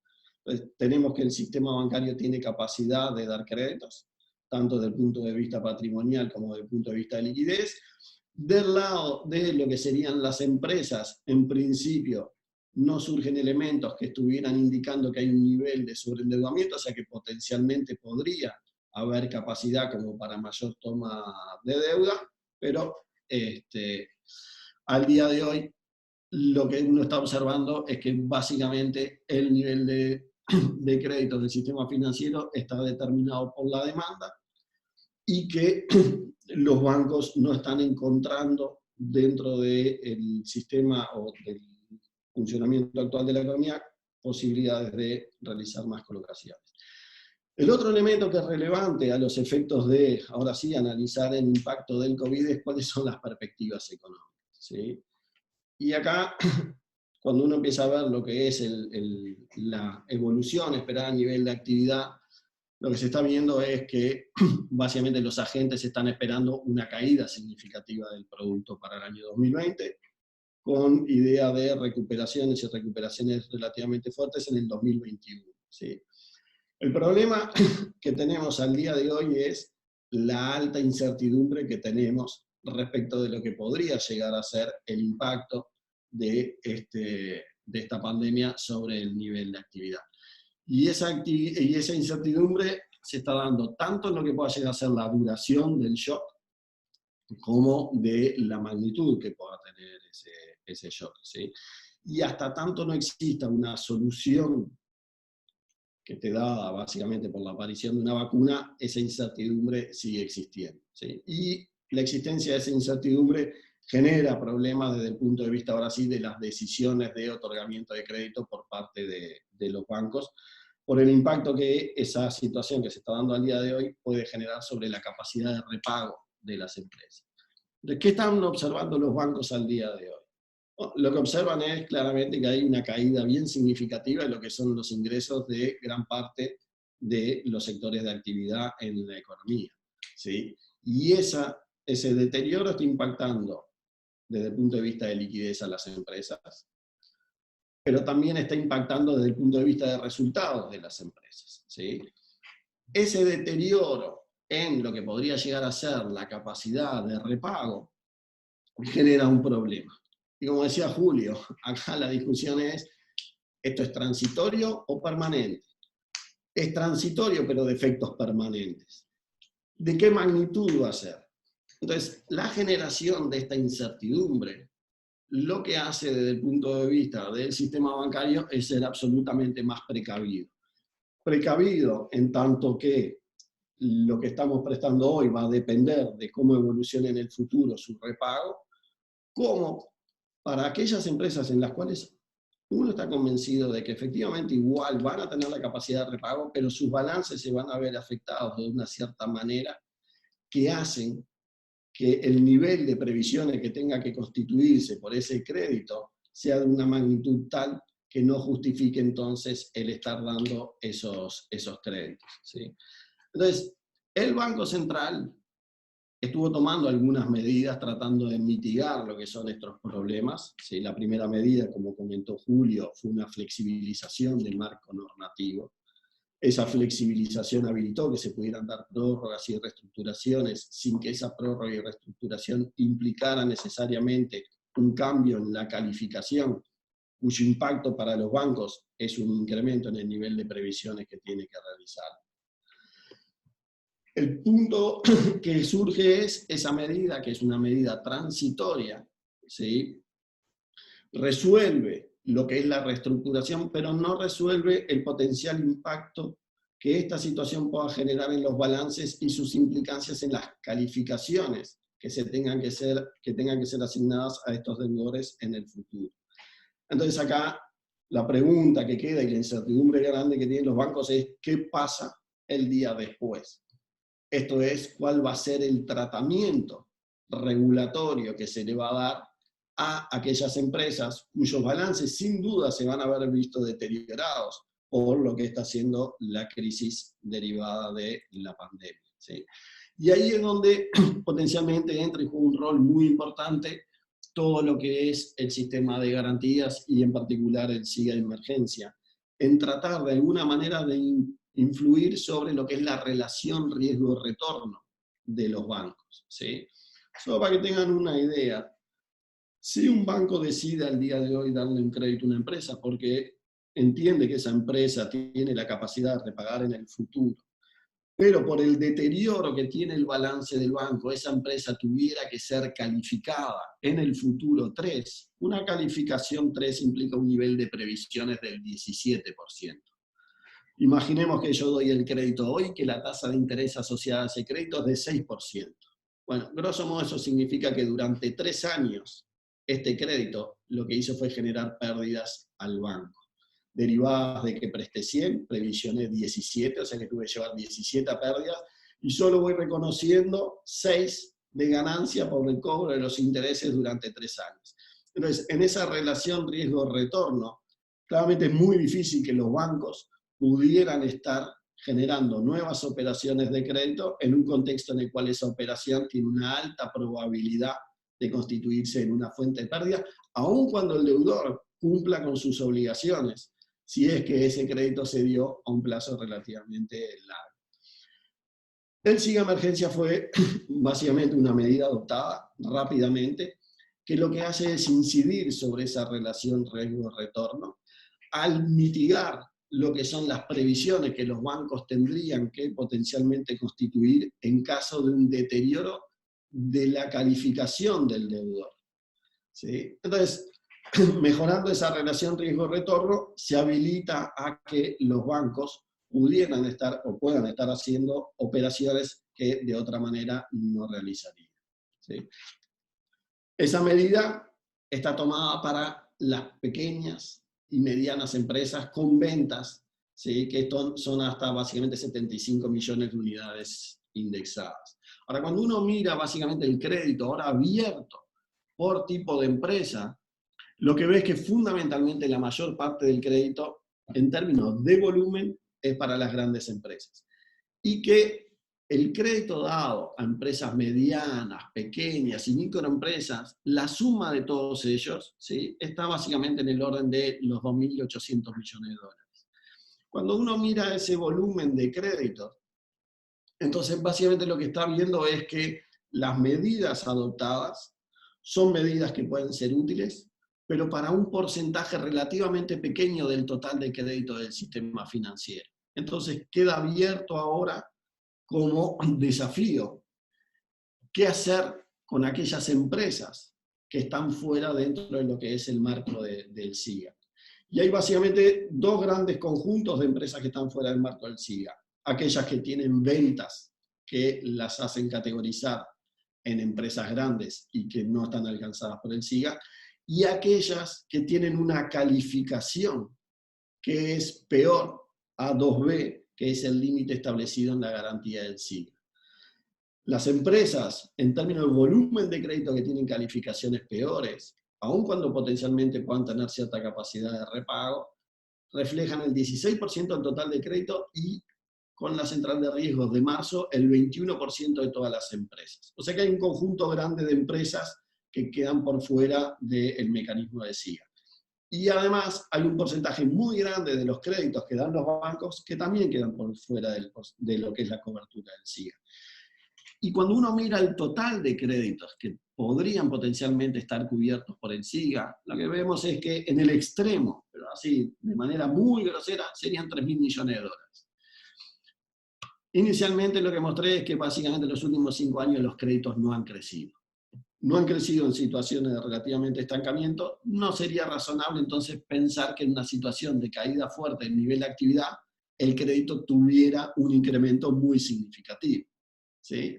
Si no tendría un incremento muy significativo y uno quisiera ser muy eficiente en el uso de los fondos del SIGA, entonces potencialmente lo que podría tratar de ver es si esos fondos que ya se tienen al día de hoy podrían ser utilizados de forma tal de lograr una mayor cobertura y acceder a un conjunto más amplio de empresas y potencialmente a habilitar un volumen de crédito más alto por parte de los bancos.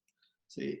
Entonces, básicamente, con esa lógica, y como mencionó Carmen al inicio, los bancos en conjunto, ¿sí?, han presentado algunas propuestas. Una de esas propuestas está relacionada con el funcionamiento del SIGA. ¿Sí? Y básicamente el objetivo de la propuesta es optimizar los fondos que están puestos en el Fondo de Garantía en el SIGA.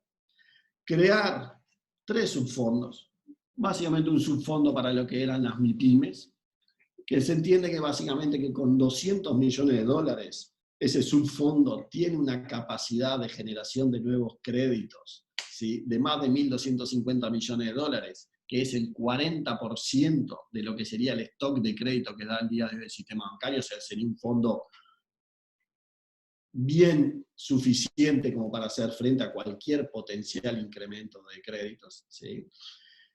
Ajustar lo que es el monto máximo de las garantías, esto es el valor máximo de las garantías que se podrían estar dando, pudiendo llegar hasta niveles de más de $1 millón de garantías, atendiendo aparte de esa preocupación de lo que era el riesgo moral ahí tiene que haber un cambio en la distribución de los riesgos, incrementando el riesgo que tiene que ser asumido por los bancos, ¿sí?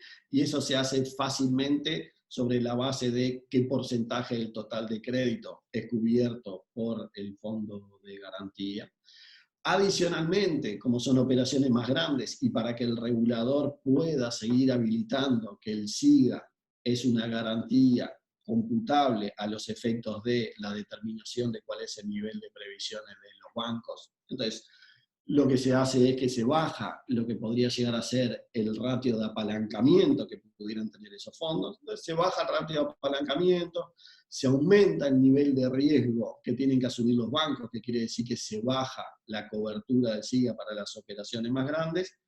Y un tema adicional que se estaba manejando como para atender uno de los aspectos de los problemas que tienen las empresas grandes o de mala calificación, es que a los efectos de determinar la capacidad de repago se considere la calificación 2B, pero utilizando básicamente lo que son los criterios objetivos. Esto es, los créditos pueden llegar a ser calificados peor que 2B por falta o atraso de la información. Y básicamente el planteo es que ese no sea un determinante. Cuando uno hace ese planteo, claramente lo que queda es un problema a resolver en el sistema que es, como país, ¿qué solución potencial se puede dar a aquellas instituciones que al inicio de la pandemia tenían una calificación o una capacidad de repago tal que no están habilitados a el ingreso al sistema de cobertura del SIGA, que ha demostrado ser una herramienta en esta crisis ahora muy eficiente para el otorgamiento de los créditos? Estaba mencionando Carmen al inicio lo que fue el crecimiento y recién estamos viendo el impacto inicial de lo que está haciendo el uso del SIGA Emergencia. Bueno, dejo acá y quedo abierto después para lo que puedan llegar a ser preguntas. Muchas gracias, Fernando, por el planteo. A ver, tengo alguna... Ahora estamos un poquito más, nos lleva un poquito más esta primera ronda de lo que hubiéramos pensado, pero creo que tenemos unos minutos para promover un poquito de intercambio. Si les parece, tengo alguna pregunta que ya ha ido surgiendo sobre qué podemos esperar en algunos de los mercados. Hacer una segunda ronda bien cortita, capaz que Bruno, que habló ya hace un rato, como de intercambio de las cosas que los vi tomando apuntes de que fueron diciendo los otros, y después capaz que yo introduzco alguna pregunta puntual sobre que me surgió a mí y alguna que surgió de entre los panelistas. Si les parece, una cosa de tipo de 4 minutos, 5 minutos cada uno, y después damos lugar a alguna de las preguntas que fueron surgiendo. Bruno. Es cortito. No, bueno, después creo que Fernando y Julio han hecho, digamos, un diagnóstico y una propuesta de trabajo más que clara, así que no hay mucho por ahí para agregar. Solo alguna aclaración y respecto a las preguntas que hacía del diseño. Fernando acá ha avanzado bastante sobre ideas de cuál podrían tener el contenido de esos diseños y gestionar algunos de estos riesgos. Solo, Julio, cuando decía yo lo del riesgo moral, no me refiero, yo por eso decía al principio cuando hablaba que yo comparto la idea de que hay que ahora priorizar, de hecho, de los primeros días de marzo lo sostuve en algunas entrevistas también, que hay que priorizar salir de la situación, por lo cual no es mi idea de que la salida haya que optar por gestionar el riesgo moral y no la salida, y no poner los fondos para la salida. Yo estoy de acuerdo con eso, solo para aclarar. Lo que digo es decir que hay un día después de todo esto, y un poco tenía que ver con mi planteo, que es decir que lo que se vaya diseñando de alguna manera se empiece a monitorear y a crear los sistemas de información que hoy Uruguay lo permite, lo tiene, la tecnología, como para poder evaluar mejor y minimizar, digamos, dónde poner. Porque a mí lo que me preocupa es que, vamos a poner la otra punta, es si mañana es masivo y no tenemos ningún criterio de discriminación, en parte cosas de las que decía Fernando recién, sobre, digamos, qué pasa con los que venían de antes con problemas y cuáles son los que en realidad la COVID aceleró algo de que ya iban a tener problemas, no generamos problemas de productividad, competitividad y de incentivo a la innovación en el mercado por sostener durante más tiempo funcionamiento de algunos mercados, algunas empresas de mercado que no eran eficientes. Solo a eso me refiero, me parece que no hay nada que impida discutir eso en paralelo que voy diseñando los sistemas.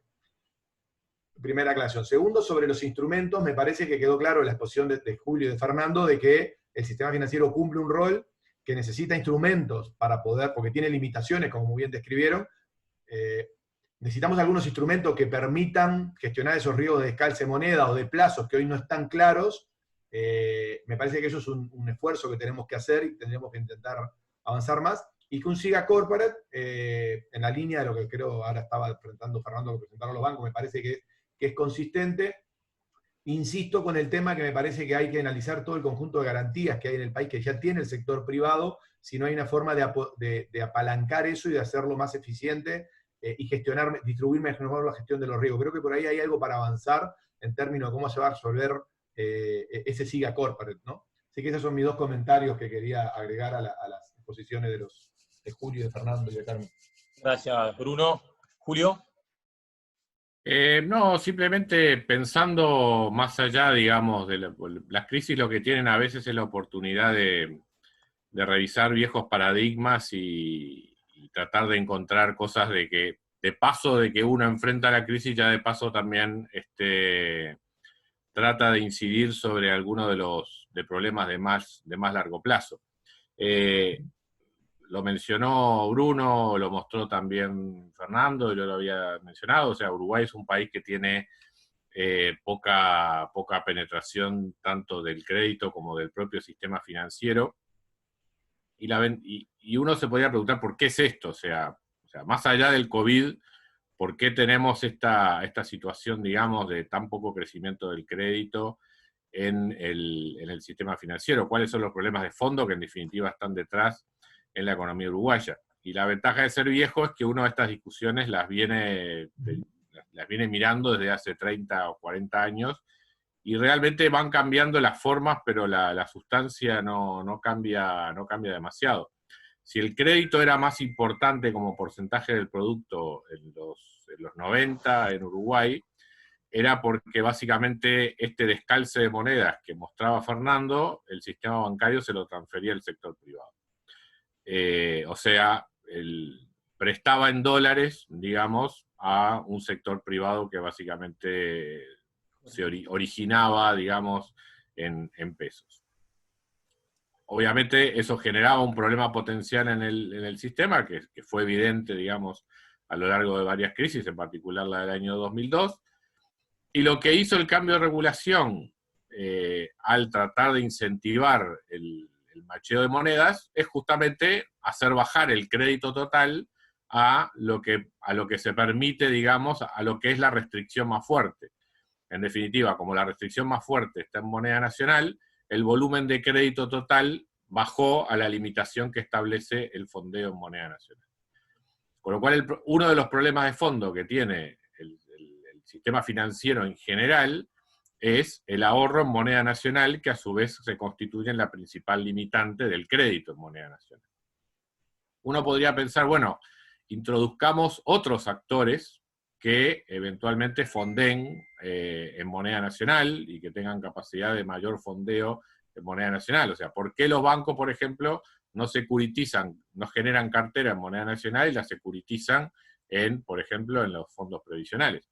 Y ahí uno aparece el segundo problema, que también es muy viejo en Uruguay, que tiene que ver con los costos del sistema. O sea, uno viene viendo, por ejemplo, estudios sobre el mercado de valores en Uruguay, sobre las dificultades del mercado de valores en Uruguay también, desde más o menos de los años 70, 80. Y el problema es que uno veía cuando estudiaba el mercado de valores y de por qué no había más empresas privadas en el mercado de valores, es que por los costos operativos del mercado de valores hay que tener cierto tamaño para intervenir en el mercado de valores. Lo que ha ido ocurriendo a lo largo de los años es que también hoy hay que tener cierto volumen para poder intervenir en el sistema financiero, no es casualidad, en el sistema bancario. No es casualidad que los bancos hayan hecho inversiones en otros agentes generadores de crédito de menor costo operativo para poder llegar a determinados volúmenes de operaciones de menor denominación, la mayor parte de ellas en moneda nacional. Pero transferir, digamos, ese tipo de operaciones que por lo general también son de mayores costos y que son pequeñas, digamos, porque esa es la otra parte del problema del crédito en moneda nacional, en mayor parte es hacia empresas pequeñas, transferirlo, digamos, a herramientas que tengan eventualmente costos operativos mayores, también hace que, digamos, el negocio no termine de cerrar. Entonces ahí tenemos el segundo viejo problema, que es el del costo. O sea, Uruguay tiene una dimensión de empresas muy pequeñas, o sea, son muy pocas las empresas grandes que se fondean fundamentalmente en dólares, son muchas las empresas pequeñas que se fondean fundamentalmente en moneda nacional, y por lo tanto los mecanismos de intermediación en el mercado de moneda nacional suelen tener costos, digamos, que son más difíciles, digamos, de soportar, o que tienen una mayor incidencia, digamos, por operación en lo que tiene que ver justamente con ese mercado de moneda nacional.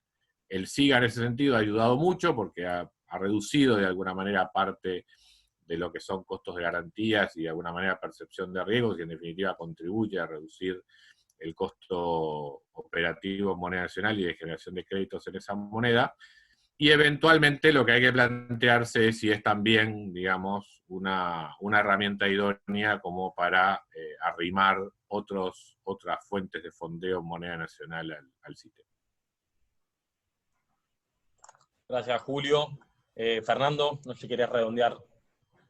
No, yo me tomé más tiempo que me correspondía, terminé recién, así que no, quedo un poco para las preguntas, pero hay muchos temas interesantes para pensar hacia el futuro. Yo creo que ahora estamos en la urgencia y tenemos que atacar eso y por fuera ir pensando el futuro. Totalmente de acuerdo. Creo que ahí en esos, recién Julio hizo un buen planteo de una de las preguntas que a mí me surgían de ordenar un poquito las ideas de por qué tenemos esa baja penetración, esa baja profundidad, más allá de las circunstancias actuales, que, bueno, se me adelantó un poco las preguntas más de fondo que quería hacer. Si les parece, les traslado algunas de las preguntas que han ido surgiendo. Una que surgió primero es sobre en un horizonte de mediano plazo, qué podemos esperar con las tasas, tanto en moneda nacional como en moneda extranjera. En el futuro cercano, si el aumento de la inflación puede implicar un aumento de tasas, ¿qué podemos tener por ahí? Después también se preguntan en particular qué institucionalidad, qué camino deberíamos recorrer para la tan preciada desdolarización de los depósitos y por qué los bancos no han usado la unidad indexada o no han dado más tasas para captar pesos a plazo más largo. Bueno, el problema que tan viejo y tan bien descrito por ustedes, cómo se podría trabajar. Y una tercera pregunta, que dejo las tres a la vez para que cada uno tome la que le parezca más interesante. Pregunta sobre el papel que podrían jugar los buró de créditos para mejorar el alcance del sistema financiero. Dice, bueno, sobre la asimetría de la información y el mayor riesgo de llegar a los sectores con bajo alcance financiero, a ver si los buró de crédito pueden tener un rol importante en ese aspecto. Entonces son tres preguntas básicamente que dejo. Las expectativas de corto plazo de las tasas, y en particular atendiendo a lo que está pasando con la inflación y con el IPC, el tema de la desdolarización y el crédito en UI, cómo podemos captar más pesos a plazos más largos, y el rol de los buró para alcanzar a sectores que aún no estamos alcanzando. No sé quién se anima con cuál.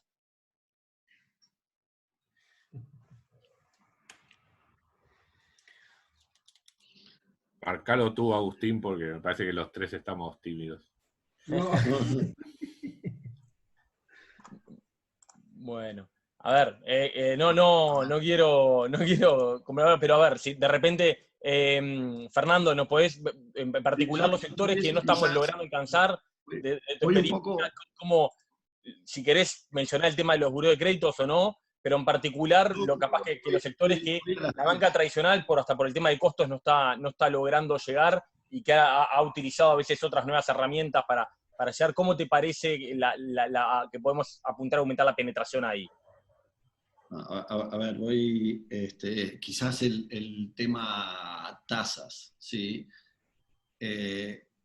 No pienso que, salvo que haya realmente una disparada muy significativa de la inflación, que entiendo que no debería ser algo o por lo menos no preveo que sea algo que ocurra en el corto y mediano plazo, ¿sí? entiendo que las tasas de interés no van a tener modificaciones sustanciales. Pero primero hay dos temas, ¿no? Uno era, la mitad del crédito es en dólares, ¿sí? Y el movimiento ahí de lo que son las tasas de interés, hay como dos movimientos en sentido contrario. Uno es la tasa del activo libre de riesgo, la tasa de lo que sería la Reserva Federal o la tasa de lo que serían los bonos americanos, han caído de forma significativa. Es verdad que aumentó el spread exigido a lo que son los títulos uruguayos, que es una referencia que los bancos utilizan de cuál es el retorno que podría obtener en una colocación en el activo con riesgo Uruguay de menor riesgo relativo, que supongamos fuera el del gobierno, y sobre eso cuál es el pricing adicional o el spread adicional que le voy a cargar.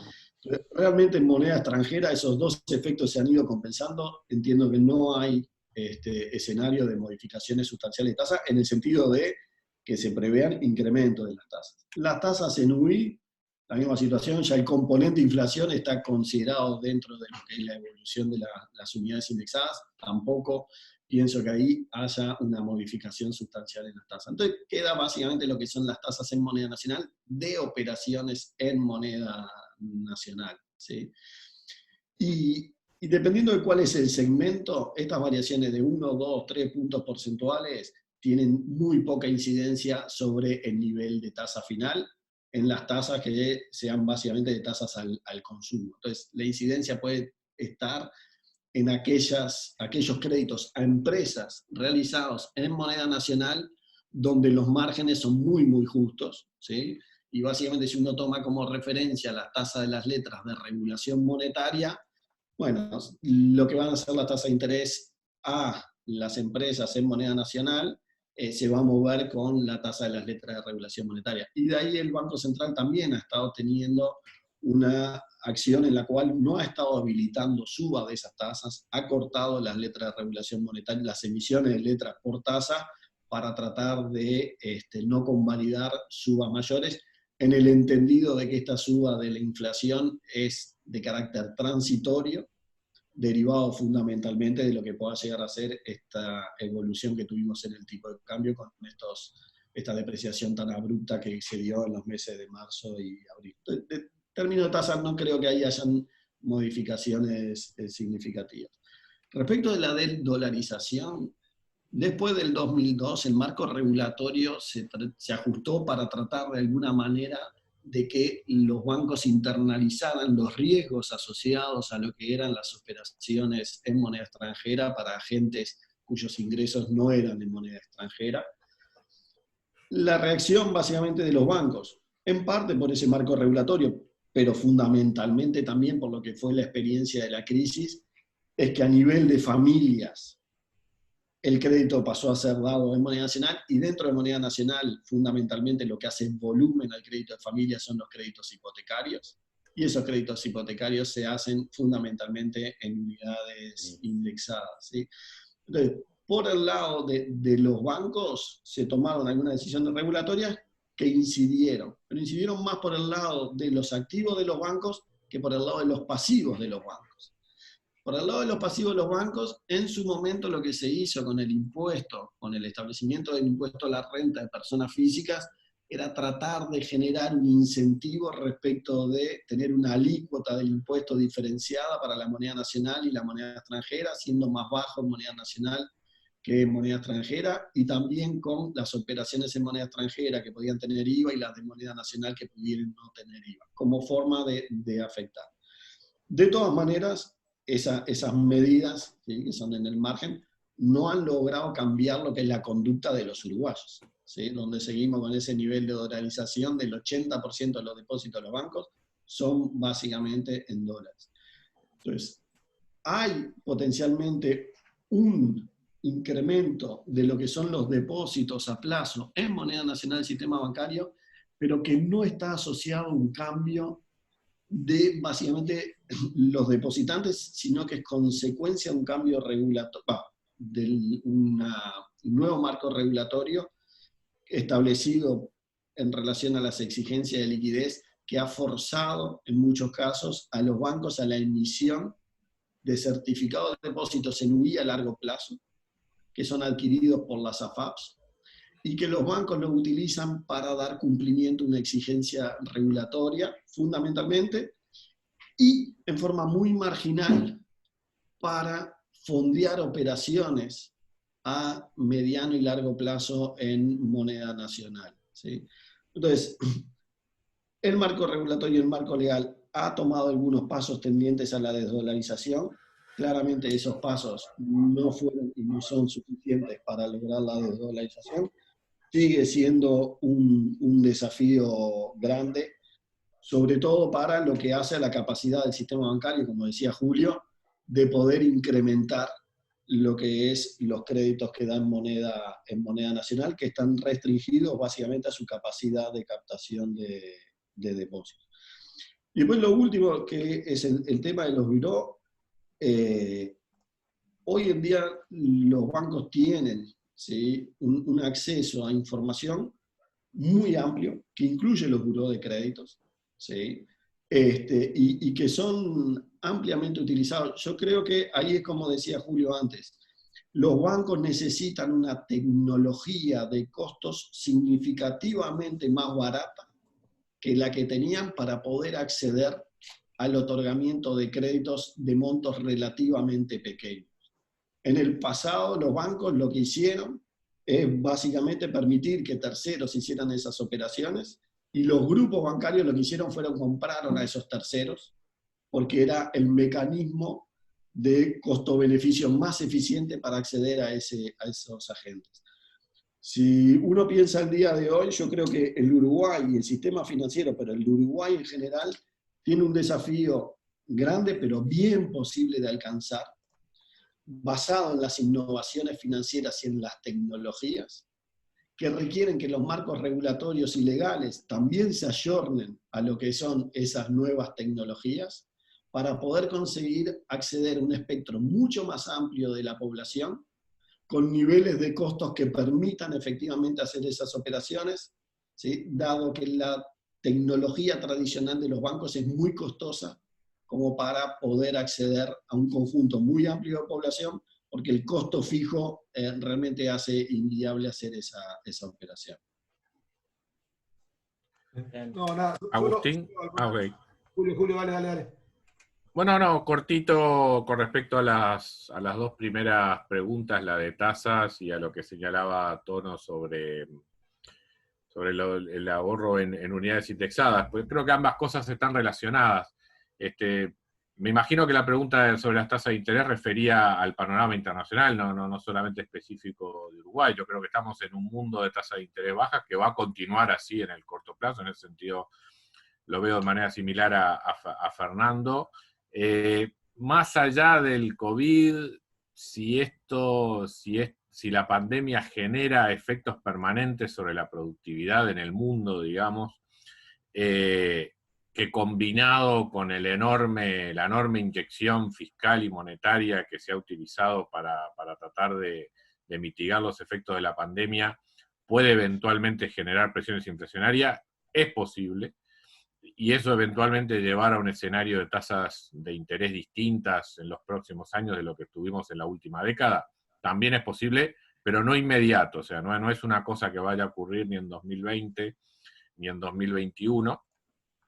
Y en relación, digamos, a lo que se señalaba sobre mecanismos de ahorro en unidades indexadas, el tema es que como hemos vivido demasiado tiempo en un mundo de muy bajas tasas de interés, en esta perspectiva la promoción de instrumentos de ahorro de largo plazo en un contexto de tasas de interés extremadamente bajas, donde la liquidez prácticamente tiene la misma remuneración que 10 años,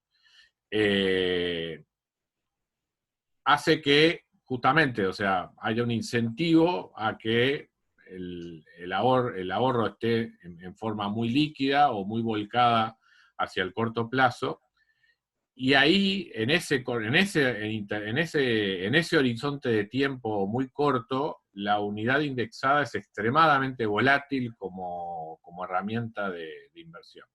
Entonces, uno puede ofrecer una herramienta razonable de protección de ahorros en unidades indexadas, en horizontes de 3, 4 o 5 años, pero en horizontes de menos de un año, promover ahorro en unidades indexadas en realidad el problema que tiene es que el retorno mensual es extremadamente volátil. Entonces, el contexto, digamos, de acortamiento de maduración por el lado de los pasivos financieros que ha provocado este mundo de bajas tasas de interés, creo que ha hecho difícil la promoción de un instrumento como la unidad indexada, que en un contexto más normal, como el que había, digamos, antes de 2008, ahí sí hubiera sido mucho más posible.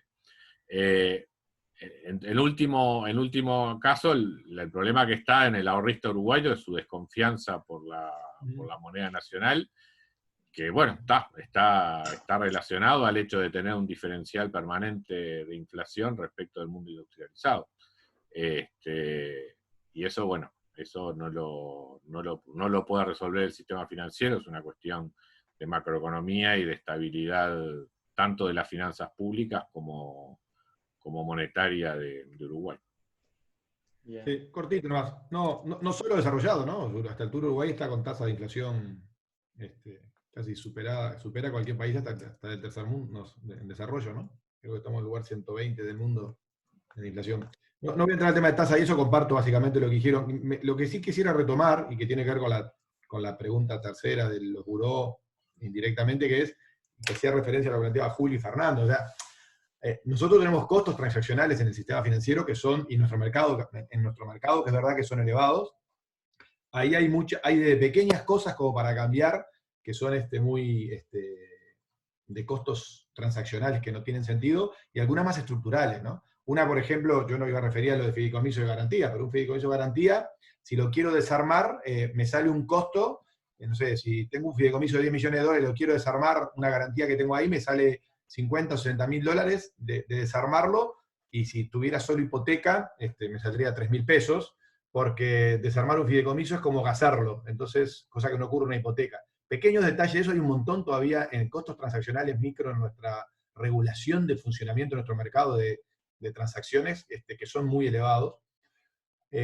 Tenemos todo el sistema de control, no quiero entrar al tema de lado de dinero, pero yo creo que toda la transaccionalidad que se hace hoy a nivel manual y no digital, y con mayor colaboración del sector público o privado, eleva los costos inútilmente, con baja eficiencia en el control de lavado de dinero, y unos costos muy elevados. No lo tengo ahora a memoria, pero les puedo pasar después si quieran. Los costos son insólitos en términos de la eficacia que se logran. Tenemos temas de que yo creo que hasta que no se logre, por algún motivo los bancos también se fueron luego de la crisis del 2008 en el mundo, y en Uruguay, después de dejar de ser una banca transaccional, transaccionando riesgo de la región y pasar a ser zona interna, obviamente se vuelve más comercial, y lo que ocurre es que, dados sus costos alto elevados, siguen siendo el costo income más alto por lejos de la región. Ha mejorado vía escala, por eso se ha achicado el sistema financiero, y han logrado, pero tenemos todos unos cambios, digamos, en términos de usar mejor la tecnología y la información para bajar esos costos, que creo que hay que adaptarnos, el sector privado, las empresas y la regulación, hasta algunos incentivos fiscales que hagan que eso sea más eficiente, ¿no? Y por último, no sé, siempre está en el debate, yo creo que el tema de el ancla que las empresas, yo me gusta siempre ver los mercados con empresas ancla, las empresas públicas son un ancla, no seguimos sin avanzar demasiado sobre su rol en los mercados financieros, y ahí hay otro tema que podría ayudar a abrir y bajar los costos transaccionales en el mercado de capitales, y abrir otras oportunidades que hagan que se hace más volumen de negocio por todas las partes, incluido el sector financiero, posiblemente baje los costos. Entonces, sobre el tema de costos, creo que sí hay mucho trabajo para hacer en distintos ámbitos para ver si que fluye mejor hay menos restricciones y menos costos transaccionales en el manejo financiero en Uruguay, ¿no? Pero bueno, es todo otro tema para otra charla, digamos. Es un gran tema, sí. Bueno, les hago una última pregunta que pusieron acá, y después les pido un comentario general de algunas de las cosas que estuvimos conversando. En particular, preguntan acá sobre cómo se imaginan el fondeo. Estábamos hablando, y Fernando hizo referencia, de que las empresas grandes son las que naturalmente quedaron más afuera del sistema de respuesta planteado hasta ahora, y dicen, ¿cómo se imaginan el fondeo de un fondo de garantías de grandes empresas, teniendo en cuenta que los montos de crédito son altos y que para tener una atomización saludable se necesitaría de fondo de mucho dinero? En caso de ser una emisión en el mercado de capitales, ¿cómo sería el repago? Ya que estamos hablando de fondos que en principio no son rentables.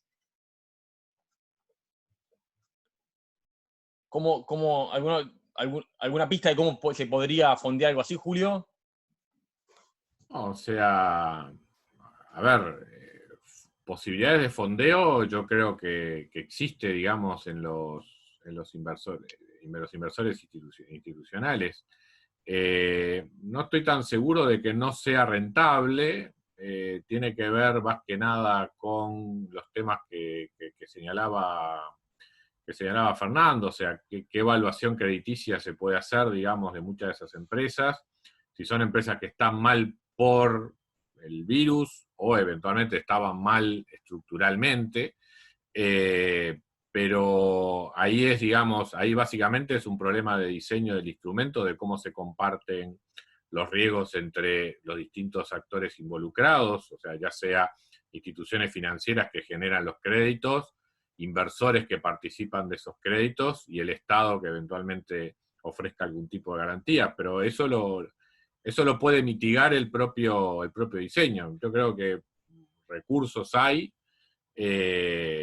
y un mercado potencial en caso, digamos, de que los efectos de la crisis se prolonguen y afecten, digamos, a alguna de las empresas líderes, sobre todo las que impactan mucho en la cadena de pagos, se pueden pensar en instrumentar, digamos. Bien. No sé si alguno quiere complementar algo sobre esto. No, yo creo que ratifico un poco ahí lo que dijo Julio. Fondeo hay fondeo institucional, hay fondeo de los bancos, seguro para lo que puedan ser grandes empresas, hay fondeo de las AFAPs, también hay capacidad de estar fondeando. Uno puede crear instrumentos financieros, no hay más límite que la imaginación, como para que puedan participar los distintos agentes, incluyendo lo que podría ser un sector público. Se pueden hacer fideicomisos financieros, se pueden hacer instrumentos de deuda senior, junior, equity remanente, se puede hacer que algunos agentes institucionales entren y sean repagados en los flujos de corto plazo y otros que tengan acceso a los flujos de largo plazo para poder de alguna manera ajustar lo que puedan ser los horizontes de inversión de los agentes. Yo creo que desde el punto de vista de fondeo no hay problema. El tema sí es el riesgo, es ese riesgo que está ahí, cómo se distribuye ese riesgo entre los agentes participantes, ¿sí? Entonces, es un desafío, seguro que es un desafío. En el esquema de lo que era la propuesta, un poco voy para atrás de lo que fue al final del día una propuesta que se está conversando con SIGA y con la ANDE al día de hoy. Básicamente, ahí claramente no son para las empresas más grandes, pero estamos hablando de niveles de créditos que pueden ser operaciones de $2 millones. O sea, operaciones de $2 millones en Uruguay cubre a un conjunto muy amplio de las empresas que están en Uruguay y que potencialmente podrían requerir para esta distribución de riesgo entre los agentes la existencia de un SIGA. Pero no me preocuparía por la fuente de fondeo como existencia de fondos, sí es el pensar en la distribución de los riesgos asociados a la incertidumbre que existe con relación a lo que es la pandemia y el impacto que pueda tener en las distintas empresas. Bien. Gracias, Fernando. Bruno, ¿querés complementar algo? No, de acuerdo. Bueno, muchísimas gracias a los tres. Les pido un comentario final como para cerrar sobre esto que está sobrevolando cada vez que hablamos de sistema financiero y que ustedes de alguna u otra forma, los tres hicieron referencia a la baja penetración, la baja profundidad del sistema financiero estructural ya en Uruguay, y como las hipótesis que obviamente están todas vinculadas, ¿no? Pero hay una primera hipótesis que a veces se escucha, que estábamos conversando con Bruno al principio, de una sobreregulación y una regulación muy conservadora, que esto es la paz de los cementerios, porque es tan conservadora la regulación que nadie toma riesgos y no pasa nada. Hay después otras explicaciones más de costos, y de costos más transaccionales, como hablaba Bruno, o de costos más de descalce de monedas y la baja confianza en el ahorro en la moneda nacional. De estos tres, digamos, si son el tema del descalce, el tema de los costos transaccionales o o un tema de regulación. Si, la pregunta concreta es, si tuvieran que como hacer una recomendación a algo para priorizar, una recomendación de política pública para priorizar en algún lado algo al gobierno para, bueno, avanzar, ¿cuál sería el factor crítico para elegir un factor? ¿Por dónde dirían, avancemos, empecemos por acá? Este es el factor crítico hoy en día para tratar de profundizar valga la redundancia, hacer más profundo para aumentar el alcance de ese indicador del crédito sobre PBI en Uruguay, que es llamativamente bajo. ¿Dónde pondrían un solo factor o un camino de avance en materia de política pública? Les pido como una reflexión corta sobre esto si se animan. Eso como que me preguntes cuál es la mejor película que has visto, digamos. No, bravo. O sea, porque realmente no es unifactorial, realmente son muchos los factores, y todos contribuyen. Quizás ninguno es decisivo, ese es el problema. O sea, no es que tengamos un problema claramente sobre la mesa y que decir, bueno, hacemos esto y acabamos. Es una sumatoria de muchas pequeñas cosas. Yo creo que la regulación en materia de lavado de activos se ha ido de mambo, digamos, en lo que tiene que ver con su relación costo-beneficio, y ciertamente es una cosa a mirar, pero no es la única causa. Cómo ahorran los uruguayos tiene factores que van mucho más allá del sistema financiero. Pero, y eventualmente, como dice Fernando, o sea, también hay oportunidades en materia de tecnología de la información, en las cuales también ahí podría haber no solamente impulsos regulatorios, sino además de algún tipo de facilidades, una suerte de sandbox experimentales y demás, en los cuales uno pueda testear distintas tecnologías sobre lo que son, digamos, o distintas aplicaciones sobre lo que son el funcionamiento de los bancos, con un testeo un testeo relativamente sano, digamos, o seguro, antes de largar este tipo de productos sobre base de datos o sobre fuentes de información que esencialmente suelen ser muy sensibles. O sea, yo creo que hay elementos a través de los cuales se puede hacer promoción, y una regulación que en líneas generales es correcta. Yo creo que en algunos aspectos, como en el tema del lavado de activos, tiene problemas serios. Yo si tuviera que elegir uno, yo creo que esto ahora que está de moda es un sistema complejo, digamos, es muy difícil saber cuál de todos los factores. Comparto lo que Julio decía al inicio, y lo he dicho, ¿no? Lo he dicho en otras charlas también, digo, ya estoy aburrido de ir a conversar, tratar de pensar por qué el mercado de valores no funciona. Debemos tener como 15 seminarios arriba cada uno de los que estamos acá. Yo creo que de todos los problemas que hay, a mí, personalmente, cuando lo miro afuera, el que más me parece que seguimos sin resolver de fondo, y es donde capaz, como decía Julio, la crisis es una oportunidad de pensar cosas más de fondo, tiene que ver con el fondeo del sistema financiero uruguayo, ¿no? O sea, las características del fondeo del sistema financiero uruguayo. Me parece que ahí hay un punto para discutir interesante sobre el tema. Y el otro, si querés, para ponerte un 2, respecto a esta situación, a veces me preocupa en Uruguay, todo esto que hablamos hoy, ¿dónde es el marco institucional de Uruguay hoy que va a discutir esto en términos del diseño de todos estos instrumentos, ¿no?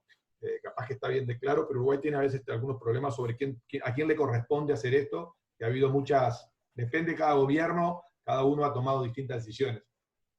Pero te diría que ese es lo que a mí me parece que es un tema donde deberíamos poner más foco y cabeza, ¿no? Porque fondos hay, como Fernando y Julio. Sí, está claro. Fernando. Yo mi comentario, aunque pueda sonar mal, pero realmente las crisis son momentos de oportunidad, son terribles, ¿sí? La crisis claramente genera unos problemas significativos a un conjunto muy amplio de personas y de empresas, pero son momentos espectaculares para hacer saltos cualitativos, ¿sí? Definir agendas y realmente poder hacer mejoras sustanciales que en situaciones normales muchas veces no son posibles de realizar. ¿Sí? Entonces yo creo que tenemos la posibilidad ahora de realmente aprender con lo que ha sido esta crisis, aprender de la forma en la cual uno puede trabajar y desarrollar actividades como para generar mejoras sustanciales, Creo que Uruguay tiene un debe muy grande en todo lo que es la parte del sistema financiero, en la incorporación de tecnología y en generar un ámbito para el desarrollo y aplicación de esa tecnología. Creo que es algo que no podemos tratar en una lógica de business as usual, de ese negocio siempre y lo vamos llevando. Creo que es algo que tendría que ser una agenda específica, ¿sí? Con gente dedicada totalmente como para ver cómo podemos hacer para potenciar todo lo que es los servicios que se puedan hacer de forma digital, no solo a través de los bancos, sino del conjunto de los agentes que puedan participar y que puedan ser competidores de los bancos.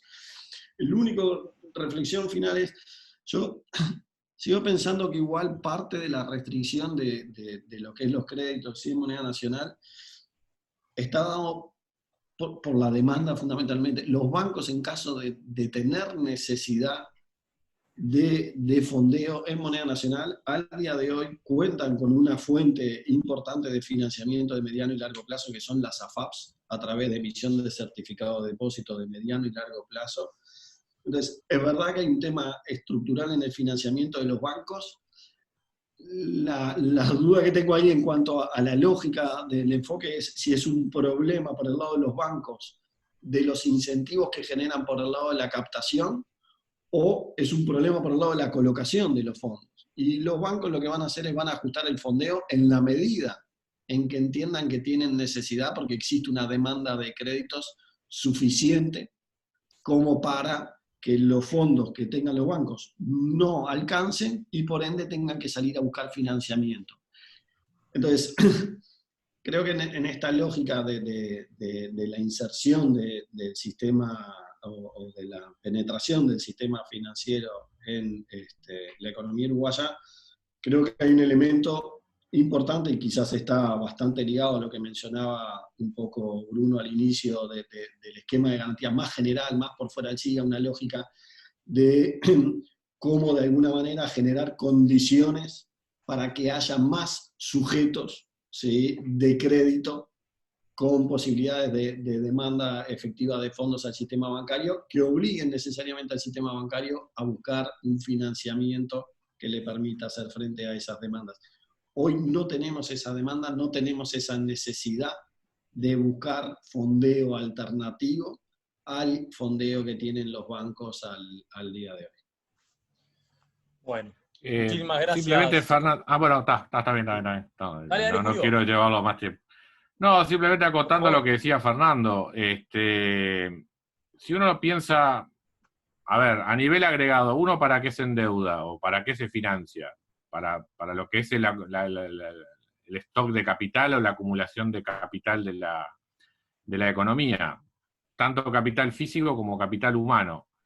En una economía como Uruguay, que básicamente el capital físico es un bien transable, o sea, uno pensaría que el financiamiento es fundamentalmente en moneda extranjera. La acumulación de capital físico local es el sector construcción, y tenés un mercado de vivienda básicamente con una enorme cantidad de sujetos o de individuos que demandan vivienda y que no son sujetos de crédito. Ese es el problema que plantea Fernando. O sea, para resolver en volumen lo que es un crecimiento fuerte del crédito en moneda nacional, deberías poder resolver el problema de que gran parte de los individuos demandantes de vivienda no son sujetos de crédito hoy por hoy o tienen enormes restricciones para acceso al crédito. Y la otra fuente fundamental de financiamiento en moneda nacional es el capital humano, que también, o sea, el financiamiento, digamos, de educación o tanto a nivel universitario en Uruguay es muy limitado, también por distintas características de cómo convertir en sujetos de crédito a muchos de estos individuos. O sea que si lo razonás por ese lado, yo creo que ahí tenés una dimensión bastante clara de cómo es el problema. Bueno, bien, muchísimas gracias Julio de Brun, Bruno Gili y Fernando Barrán. Creo que nos quedó un pantallazo excelente. Fue un poquito más largo de lo que hubiéramos esperado, pero creo que valió la pena. La gente como que se empezó a sacar la timidez al final y empezar a hacer las preguntas en el último tramo, pero creo que queda tanto para los que están vinculados y trabajando en el sistema financiero como para los que lo vemos un poco más de afuera, un brillante pantallazo y muy integral de la realidad, de temas más estructurales y de temas más coyunturales. Muchísimas gracias a todos los que nos siguieron, y bueno, la presentación va a quedar colgada, el video de la actividad va a quedar colgado en el YouTube del Centro de Estudios para el Desarrollo, y bueno, lo vamos a estar compartiendo obviamente por las redes sociales, haciéndolo llegar por mail a la gente que normalmente estamos en contacto. Gracias, Agustín. Bueno, muchas gracias a todos. Hasta luego. Gracias, Agustín, gracias a todos.